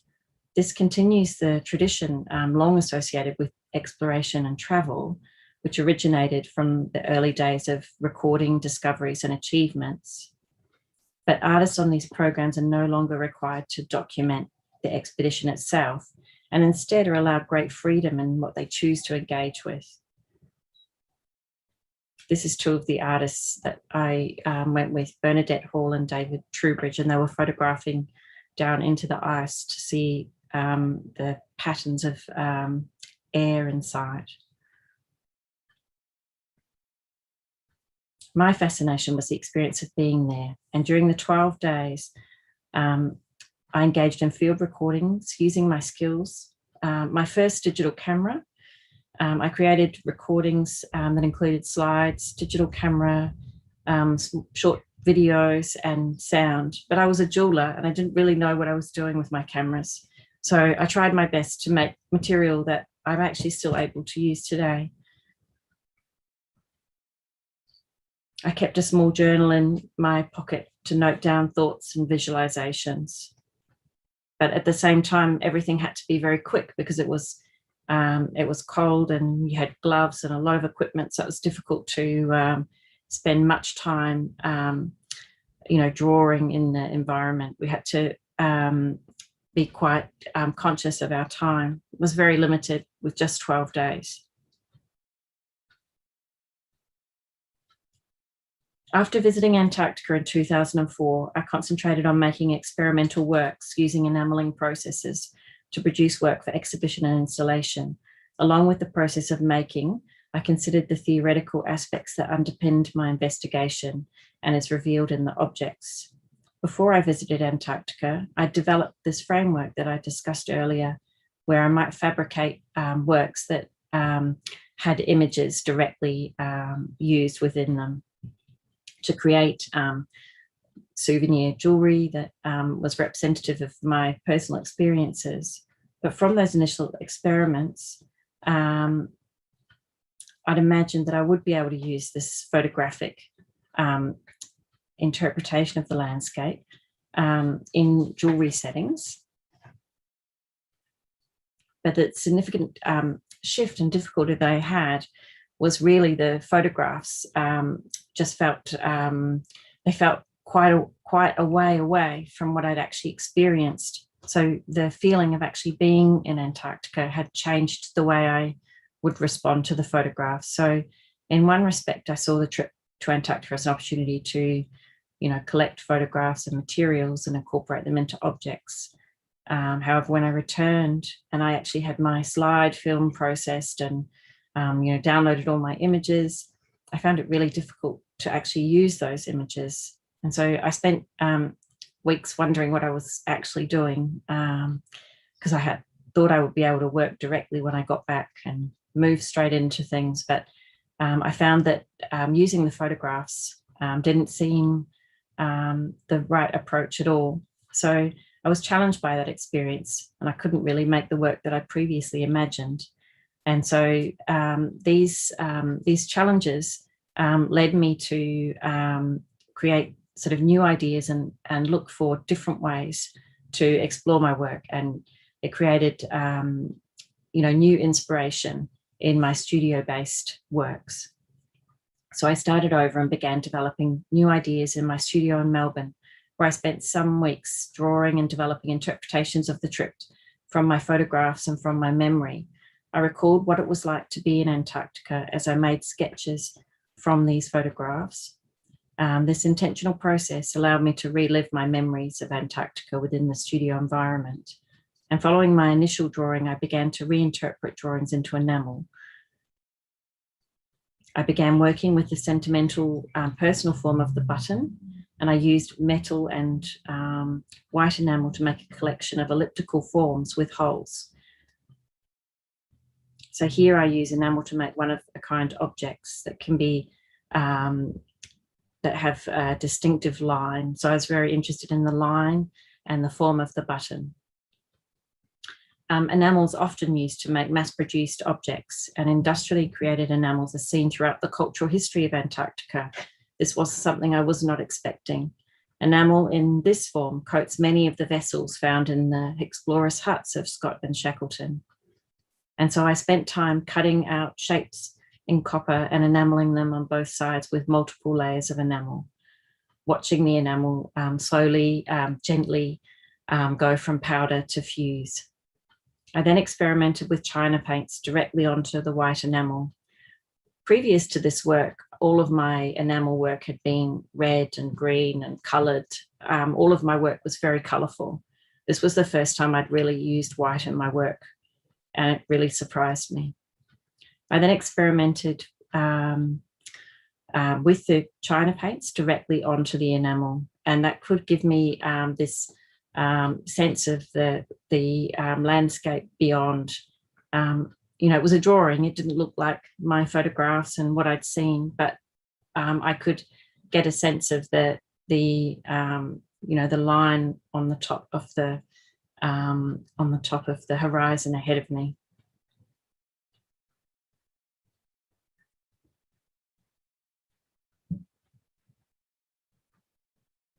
This was my response to my inability to use photographs directly.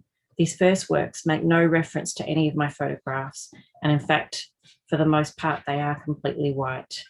They're quite large pieces. They're about, the largest one is about probably 17 centimeters across.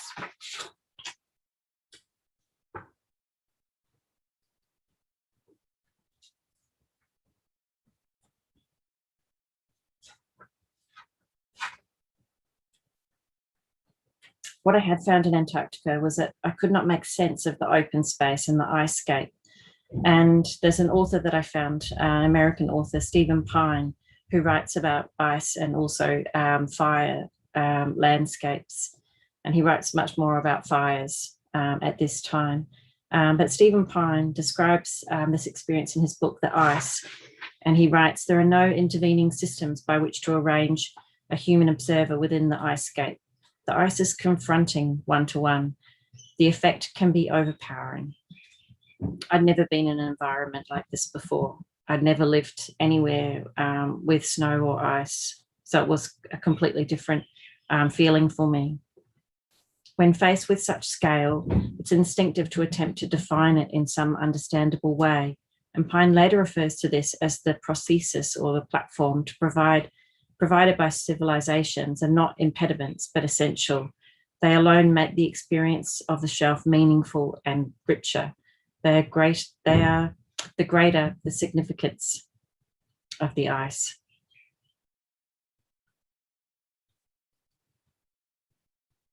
So I found I was drawn to the views out from windows from interior spaces, both historic huts and during long journeys in vehicles. I photographed the landscape from within these spaces and used the windows as frames. For me, the window provided a means to begin to view the sublime Antarctic landscape. Using both the sketches I had made, where I had noticed the strong contrast between sky and ice, along with the photographs that I had taken from the interior spaces, I began to introduce blue into my initial use of white enamel.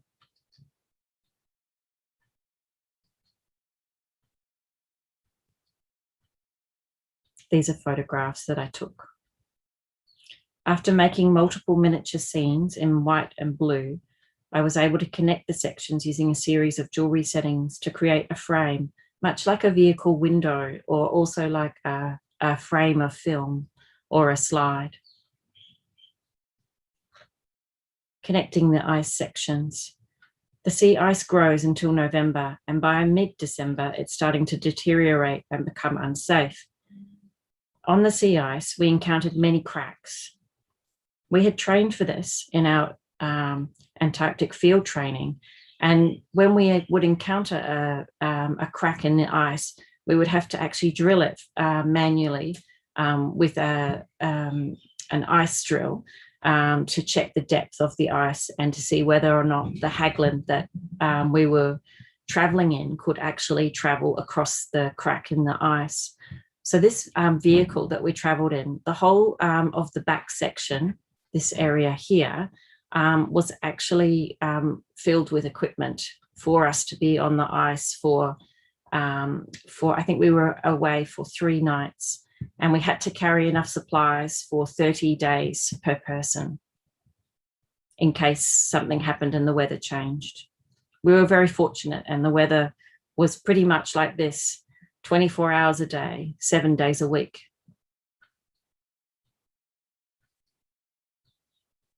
On the sea ice, we encountered many cracks. We had trained for this, and in order to find the safe points, we used planks to cross the cracks in the ice. The minimum thickness of the ice for safety was 75 centimeters, and the width could be no more than 1/3 of the track on the vehicle. This was quite a wide crack. Our journey that year on the sea ice was the last vehicle journey that went out. I continued to work with white enamel and china paints, experimenting with painting and drawing into the enamel to create a series of neck pieces that combined fabricated sections with Meccano-like links, drawing on the man-made structures and vehicles I'd found myself drawn to in Antarctica, with titles like Ice Tour and Ice Flows.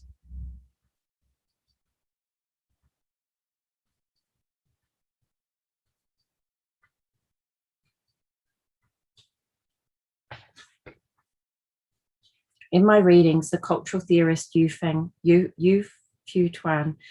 assisted in my understanding of my experiences in Antarctica. Yu Fu-Tuan describes the experience of the explorer as the longing to be taken out of oneself and one's habitual world into something vast, overpowering, and indifferent. We headed up towards Mount Erebus and then began the steep climb. On arriving at an impressive viewpoint on the edge of the powder-filled slope, we kitted up by putting on harnesses and attaching crampons onto the already bulky mucklucks on our feet. We roped together to venture over a slope concealing the crevasse, named the IMAX, as it had featured in a movie of this type due to its spectacular interior. The crevasse was hidden under layers and the deepest dusting of powdered snow. At every step, half your leg would vanish. We knew that we were all walking over a huge, deep cavern, the roof of the crevasse, and this was very scary. There were 6 of us, and we were all roped together with harnesses. So if any one of us fell, the rest of us would arrest their fall. It was with relief that we reached the entrance of the crevasse, and consultation followed, as we decided if everyone wanted to continue and in what order we would climb down into the crevasse. We were informed this was at our own risk, and occasionally ice blocks the size of cars can drop from the roof, although this was highly unlikely. Our guide informed us that we were responsible for our own safety and to take good care and not to hang about at the entrance where the ice was most likely to fall. We ventured through the crevasse and down into the amazement.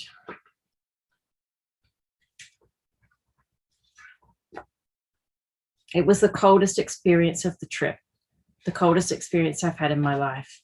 And each of us grew ice on our faces and turned shades of blue, green, and yellow from the unusual subterranean lighting. Whilst in the crevasse, I was intrigued by the plate ice that had formed and fallen from the roof of the crevasse above. I felt as though I'd discovered treasure that had been hidden by a past explorer, by nature itself.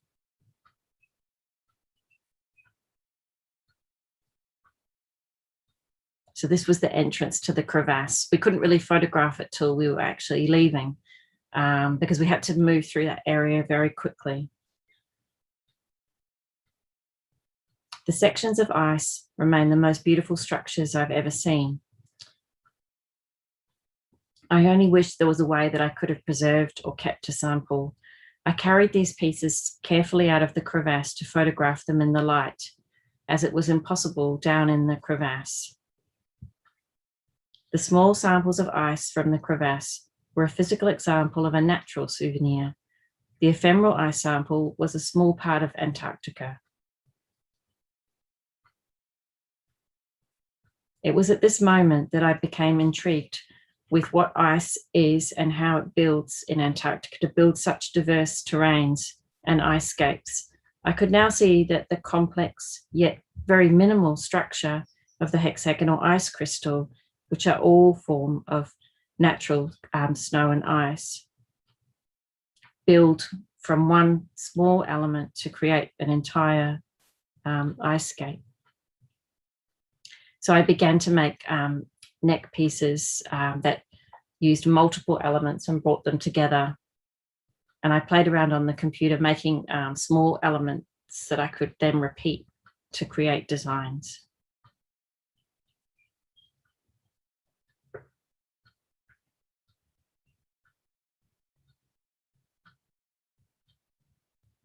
It was at this moment that I became intrigued with the ice and how it builds in Antarctica to create diverse terrains and icescapes. I could now see the complex yet minimal structure of hexagonal ice crystals. I found models and diagrams of the structural qualities of ice as I reconciled the singular form that compresses and complicates into the entire terrain. I continued to use enamel and pigments to explore the simple form of ice and how I could complicate it through the multiple. I looked for different ways I could render ice using metal and enamel. I experimented with some tiny blue glass beads. So I've highlighted that up here. This was my first sample using like reflecting beads in my work. I fired these onto the surface of the enamel, and during the firing, the glass beads fused into the enamel. I'd selected a really beautiful blue glass because I thought that had the similar color to the inside the crevasse. When I took my piece out of the kiln, I was really disappointed because all the color had disappeared, and I was quite frustrated and disappointed. The beads had become clear. So I left all my samples on my bench, and it's not till I turned off the main lights in the studio and I realized my light was still on my bench, and I went back to turn it off, and I realized that actually the piece that I'd made was actually reflecting, and that it was capturing light and reflecting it back to me. So these samples led to the use of glass beads to create reflective surfaces in my work. So the first work that I made following this was a hexagonal brooch, and each of these components actually spins and rotates inside. I was trying to recreate in some way the complex plate structure that I'd collected. So the samples which I created reflected and created a reflective surface. And I realized that now I could make work that was bright like snow and changed with the light of day. So as the light would change above the piece, it would bring different atmosphere to the work. I experimented with glass and different synthetic gemstones, embedding them into enamel, and eventually found the glass beads used for road marking. Making necklaces and brooches, I illuminated my test pieces using a torch in the studio at night. So I'd wait till it was dark, and then I would get my torch out and I would see what had happened, and the work would look so different. The reflections that I found using this technique alluded to the sparkling ice and the way that light catches on ice.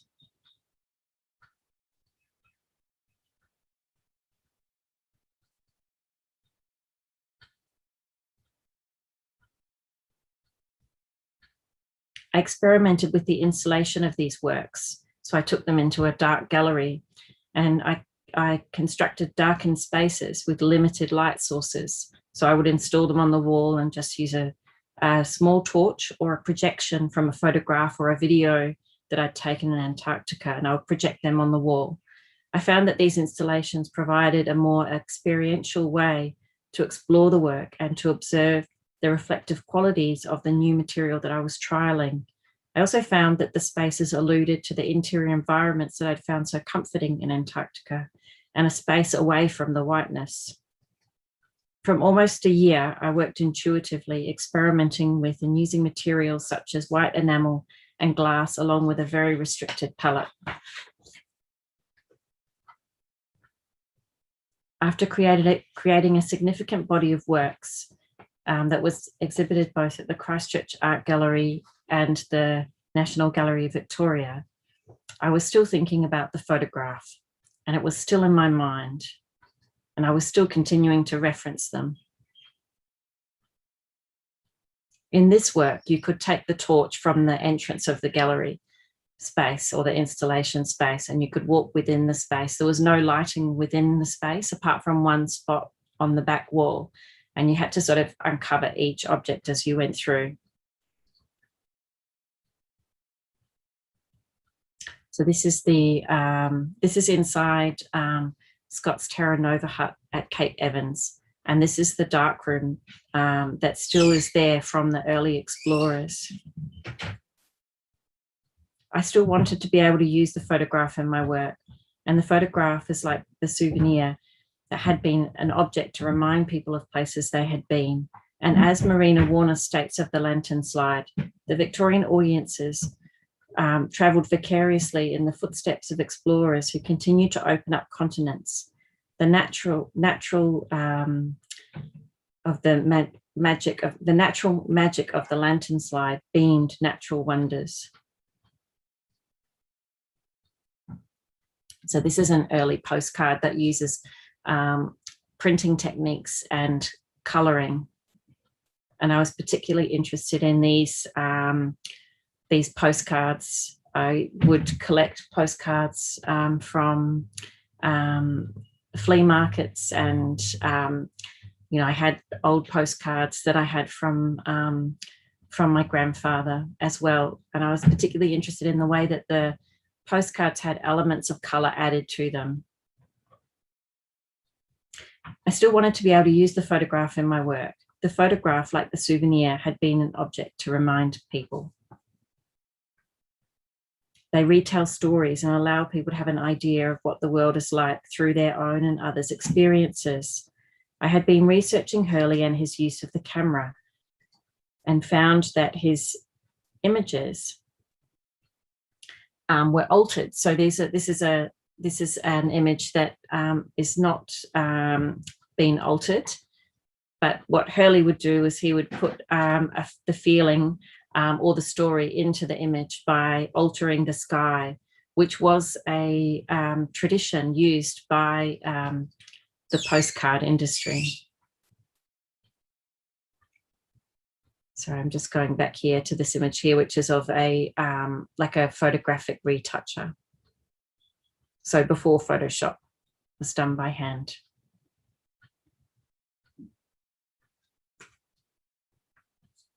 Hurley used techniques that he'd learned during his experience of making images for the postcard industry, where he would adjust skies and alter the mood of a photograph. So he went on to photograph Antarctic landscapes, but also, the events of World War I.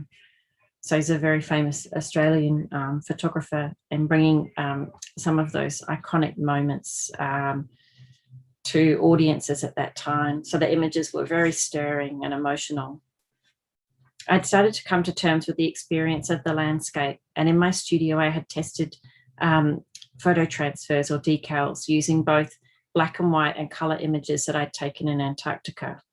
So I'd taken a variety of different photographic types. I fused these into the enamel, and the result had the essence of what I've been looking for from my photographs. This was the first time I'd used this medium, and I sort of taught myself how to do this. Through the choice of image and its place in jewelry, the photographs transcended from their original form and the ephemeral moment of the experience and became some sort of souvenir object, from a moment to a relic to an aide-memoire or a memento. The dry valleys are characterized by the largest ice-free region in Antarctica, with 30% of the ground surface largely free of snow and ice. This is the coldest desert ecosystem, where the climate is not freezing but arid, with less than 100 millimeters of precipitation per year. We found a suitable place to camp, so we traveled to the dry valleys. The place that we camped was within the Antarctic Specially Managed Area, ASMA guidelines. The McMurdo Dry Valleys were the first areas to be designated in 2004, and we were an early trip there following this designation. This delicate environment appears lifeless, but it's home to a remarkable micro-inhabitants and biological communities. And there's very special rules about traveling to this type of environment, that everything must be completely maintained when you leave. So if you put a tent up, for example, all the stones need to be returned to the way they looked before you put your tent up, and every single object that you take in to this area obviously is carried out with you in your bag. Unlike any of the other areas that we'd visited during our trip in the dry valleys, there was no visible evidence of human life. There were no huts, no flags, no tracks, no monuments or vehicles, and the area is often described as the place on Earth most similar to Mars. The landscapes of the dry valley alluded to the micromosaic souvenirs, comprising of small stones of various and subtle colors.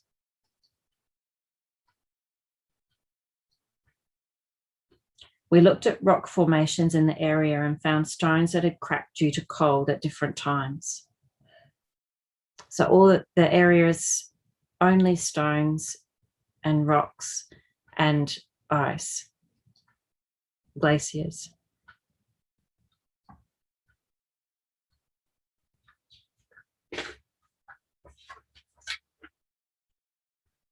Over the day, we walked via Lake Myers and the Adams and the Taylor glaciers. On the return, we took a 6-hour trek up along the ridge nearest the Adams Glacier, traveling back down in the direction of the Colletts Glacier and down to the Myers Valley. These rock formations were just incredible, and I couldn't stop thinking about how they sat together and the types of coloration that happened. This experience in the dry valleys can be reflected in the studio. It had been an idea at the outset of my work to reference the micromosaics of the 18th and 19th century. And like the dry valleys, the tesserae mosaics or micromosaics comprised of many small elements. Early micromosaics are made up of individual pieces of glass, tesserae, and were often minute copies of or miniature copies of paintings and classical ruins, which resulted from early archaeological discoveries. And in The Art of Small Things by John Mack, he describes the micromosaic and their exquisite rendering as, yet their art is not that of the faker, nor an art of deception, but one of enchantment.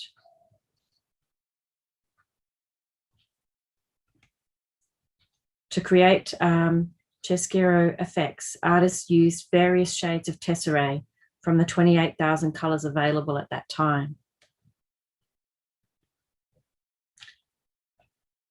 In my own work, I applied glass beads over my images to create miniature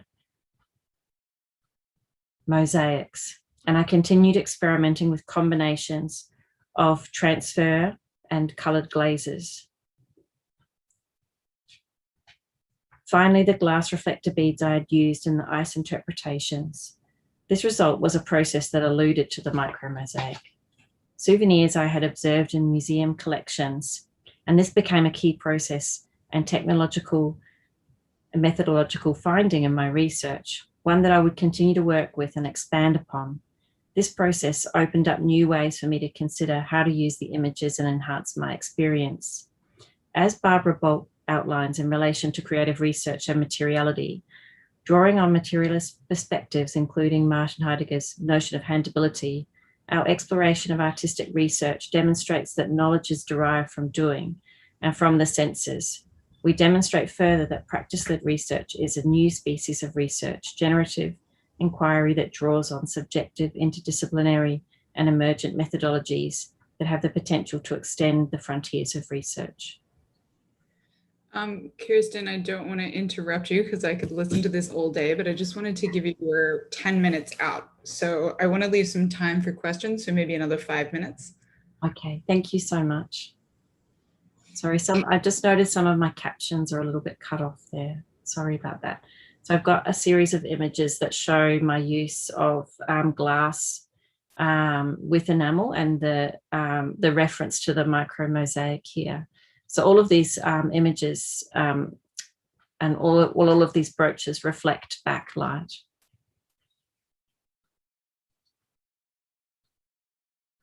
And here I've abraded the surface and taken it back down to become a mosaic in itself.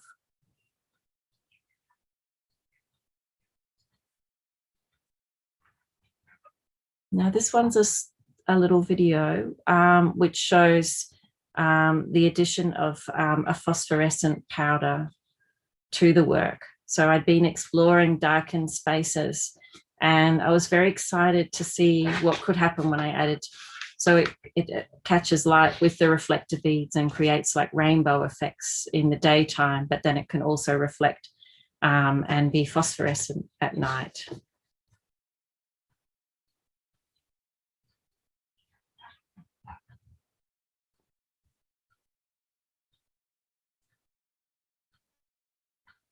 So I exhibited this with so that you could put it over your head. You could put a piece of fabric over your head and look and see the phosphorescence.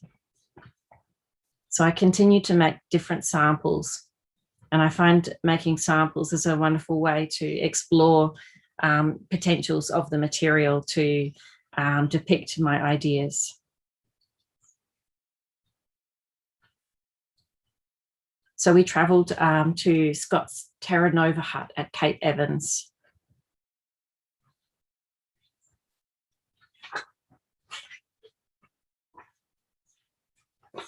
We pitched polar tents at the West Beach refuge huts near Robert Scott's Terra Nova hut, erected in 1911 by the British Antarctic Expedition led by Scott, giving time to explore and document the huts. It was dark and musty inside, but looked lived in. It felt as if Scott and his fellow explorers had just left. It was stepping back in time after being out in the elements with our modern equipment and high-tech fabrics. Scott's bed, in contrast, was made from the pelt of a reindeer. There were no lightweight dehydrated rations here. Instead, there were wooden boxes of crackers and tin food. The stove appeared ready for action, nestled amongst rusting enameled utensils and pots. On a table was a frozen penguin collected years earlier. Tucked away in a small alcove was a dark room used by Herbert Ponting, complete with glass jars, photographic chemicals, unused glass plates. Following the time spent inside the huts, I became highly attuned to the white enamel contents and the way the cups and jugs and plates hung on the shelves and on the walls. And I began making these types of objects. And for me, these objects are not so much a representation of a cup or a funnel. They're actually more of a vessel for ice and an object of ice. So the surfaces have multiple textures and surfaces like that of snow. This is, I would make these small droplets. And this is this was around 2006. I first began making these, and they're called ice melts, and they could be worn as earrings, and in the way that we might think about or hear the sound of ice melting and changing. So these are some of the vessels. I became fascinated with the ice core in approximately 2012, and I began working with this form as well. This is an installation at the National in Christchurch, where I built a house that was like it was to be like almost like a glass house for the ice cores. And there's a projection of Antarctica on the side of the structure. I became obsessed with holes in objects as I considered how Antarctica is a filter.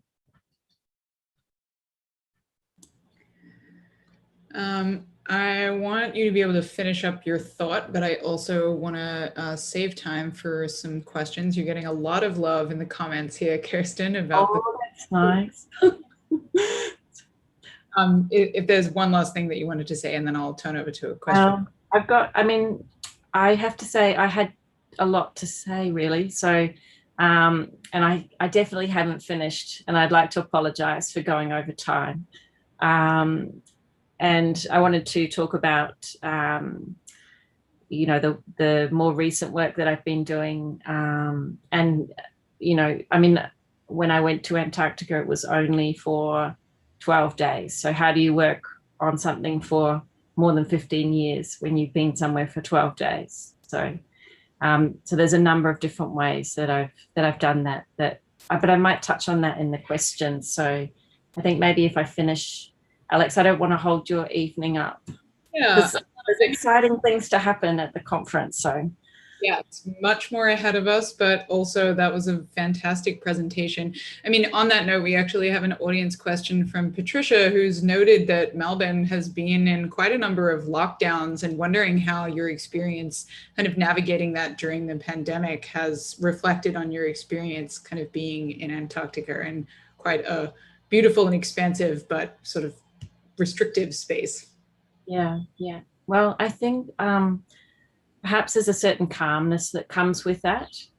You know, the idea that one needs to settle and take a quiet moment. You know, sometimes we can't do more than we can do. You know, that there's certain moments where, you know, our experience on the ice was that we couldn't actually leave the base if we hadn't had training. You know, we had to go in pairs. It was the first time I'd felt quite restricted, you know, when I went to Antarctica, because there were so many protocols. And yes, we've had the most protocols in Melbourne. Last year we had, I teach at RMIT, we had 2 weeks on campus with our students in the entire semester. We had 2 weeks. So we had lockdowns, and we had, you know, times of that we, you know, it was quite safe to go out in Melbourne at different times, but it was still not okay to be on campus for us. So, so I think that experience in Antarctica was useful in maybe processing some of those ideas. So thank you for asking that. I also did make myself a home studio that I could work at, because we weren't able to visit artist studios either. So I did manage to get a kiln at home. So that was helpful.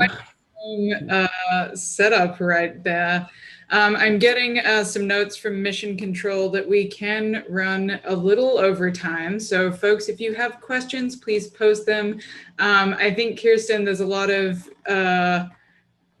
people in the chat who want to see more of these fantastic images. I share their love for some of this amazing insight into both your work and your experience in Antarctica. So if there's more imagery in your presentation that you'd like to go through, we can definitely do that. Again, just lots of love, not a lot of questions, but people are really just amazed at the work that you've produced and what you've shared here today. I think it's just a really unique insight into an experience that very few people get to have, it sounds like, even in the same residency that you participated in.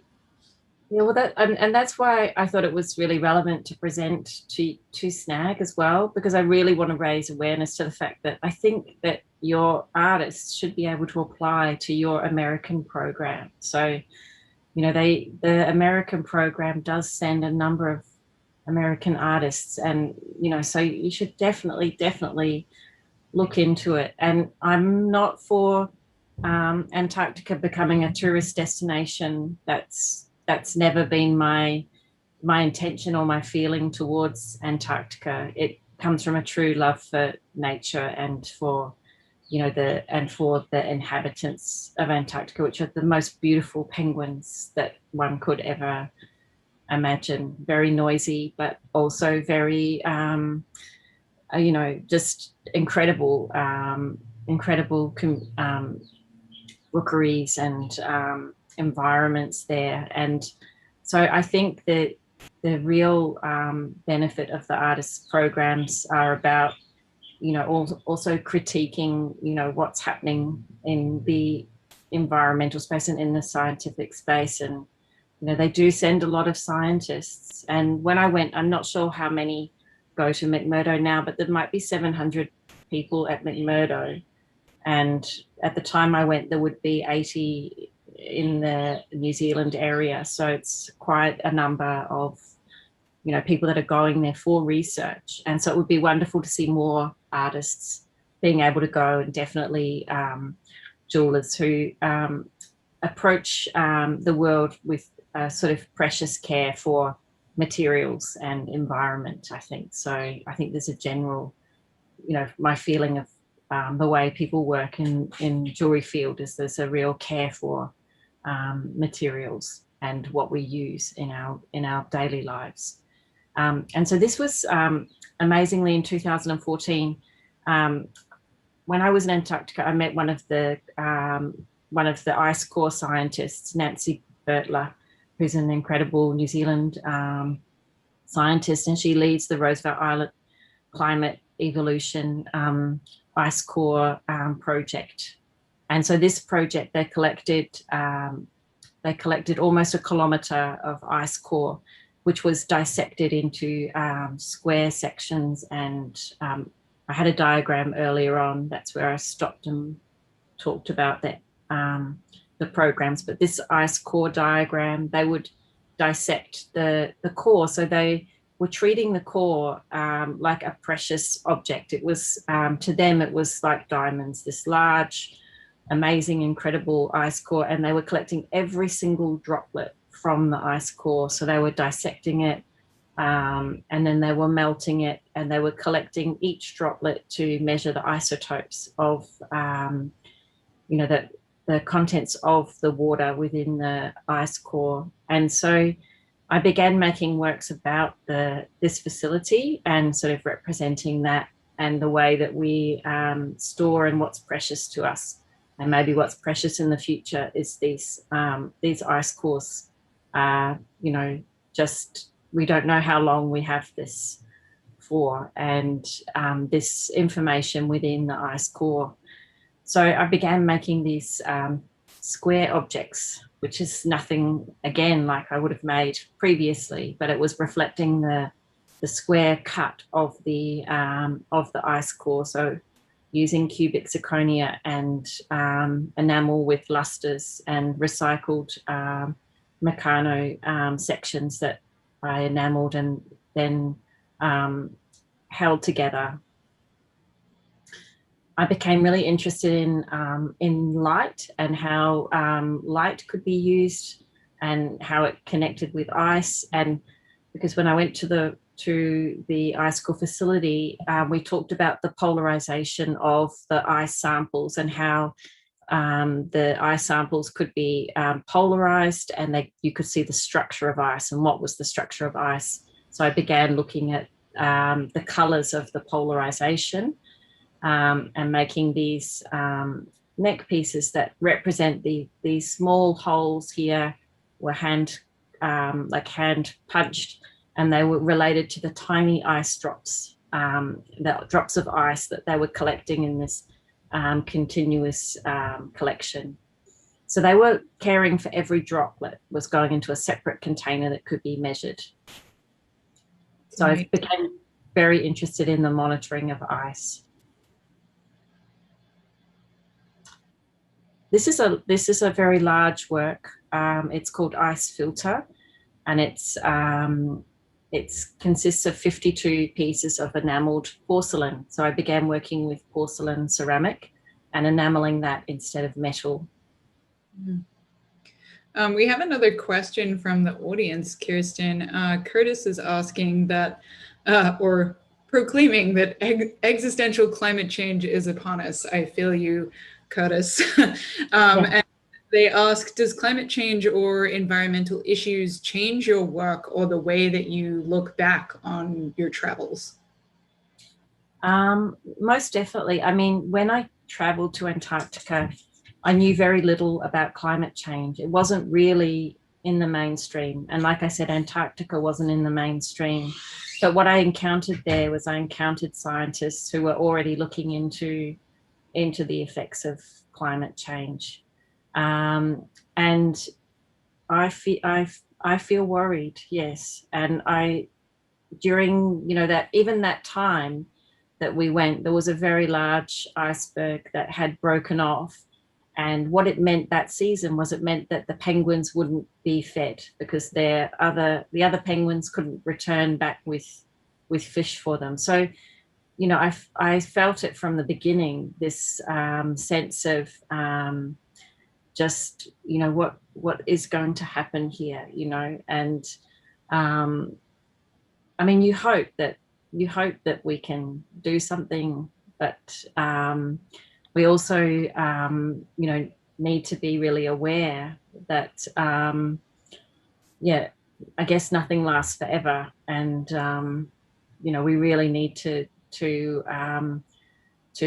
be more responsive to the environment. And I guess the one advantage of COVID-19 has been, the reduced travel and, reduced rushing around, and maybe some reduced consumption and those types of things. So yeah, one tries to look on the bright side as well at different times. And I have a 11-year-old who also reminds me of these issues daily because they take as much notice as I do. So I created these structures to replicate the huts that I'd encountered in Antarctica. So this is about maybe 10 meters long and three rooms with connecting passageways. I wanted to create spaces that when people encountered the work, they would feel like they'd gone into like a crevasse or a hut in some way. And so I also had used on the windows, I have film on the windows of a large scale image that was printed out and of Antarctica. And I now have that image on my studio window, not where I'm here at the moment, but in my studio at home. So I don't throw things away. I have all these pieces of wood, all of these sections of plumbing, and I use things like recycled Meccano. I do use enamels and I use a kiln, but I feel that that's a very special process to me, and it's also it's something that needs to be nurtured in itself as a medium, and enamel objects last for a very long time. They're not single-use plastic, and there is this feeling like I like making things from metals and glass and wood, and not so much synthetic materials in my work. So I tend to use materials that sort of come from the earth that I feel could return to the earth. They could rust and go back to the earth, or they could become something else. So this is actually, I'm almost at my most recent work, which is inspired by the Barn Glacier, which is next to the explorers' huts. And this is a large pile of iron nails, which sits outside the hut. So they use these nails to construct the huts, and they're still there. And I began working with the silhouette. So these are actually enameled steel. And instead of presenting them on the enameled side, it's actually the steel side I became more interested in. And it's like the shadow of the glacier. So it's a representation from the vessels inside the hut, but it's a silhouette on the wall, or a shadow of what might have been there. This is my last one. When I'm stuck for inspiration, I have this list of different words for ice, and that always helps me to find inspiration, even when I'm feeling like I'm not sure what I want to make. If I go to this list, I can find something. And this list was created by Stephen Pine, who wrote this beautiful book called The Ice, A Journey. Alex, sorry, I'm going to stop my talk now. I love this, and I feel terrible to have to cut you off, but we actually have another program coming up after this one. I want to say a huge thank you to you, Kirsten, for being here and for sharing this. Like I said, there's so much love for your work and sharing of these stories in the chat and from the community. So thank you for being here today and for delivering our Inspire keynote for our virtual convening. And hopefully you can head off and have breakfast now. It's very, very early. Hopefully it's a little later than before. I just want to say thank you to all of our speakers and panelists from today here on the stage. We are now going to head over to Hop In. So if you're in Zoom, the Zoom will be ending now.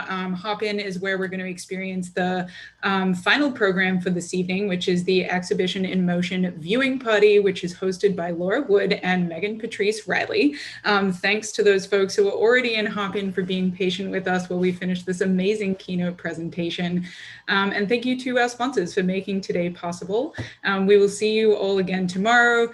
Head over to Hop In. I'm going to repost the link before you go. And thanks everyone for being here today. What an amazing day. Thank you very much, Alex.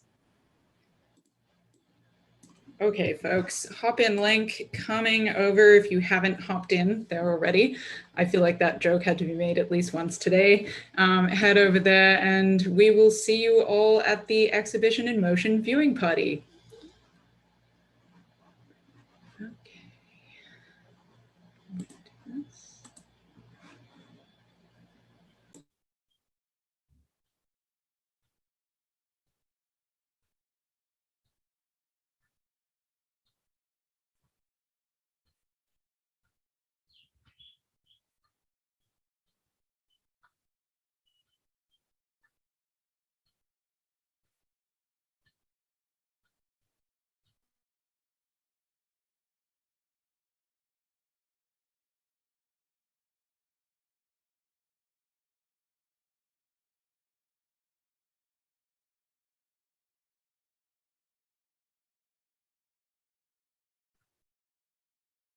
Alex, I just wanted to say thank you very much. Oh, thank you. No, thank you. You're a wonderful convener and great energy.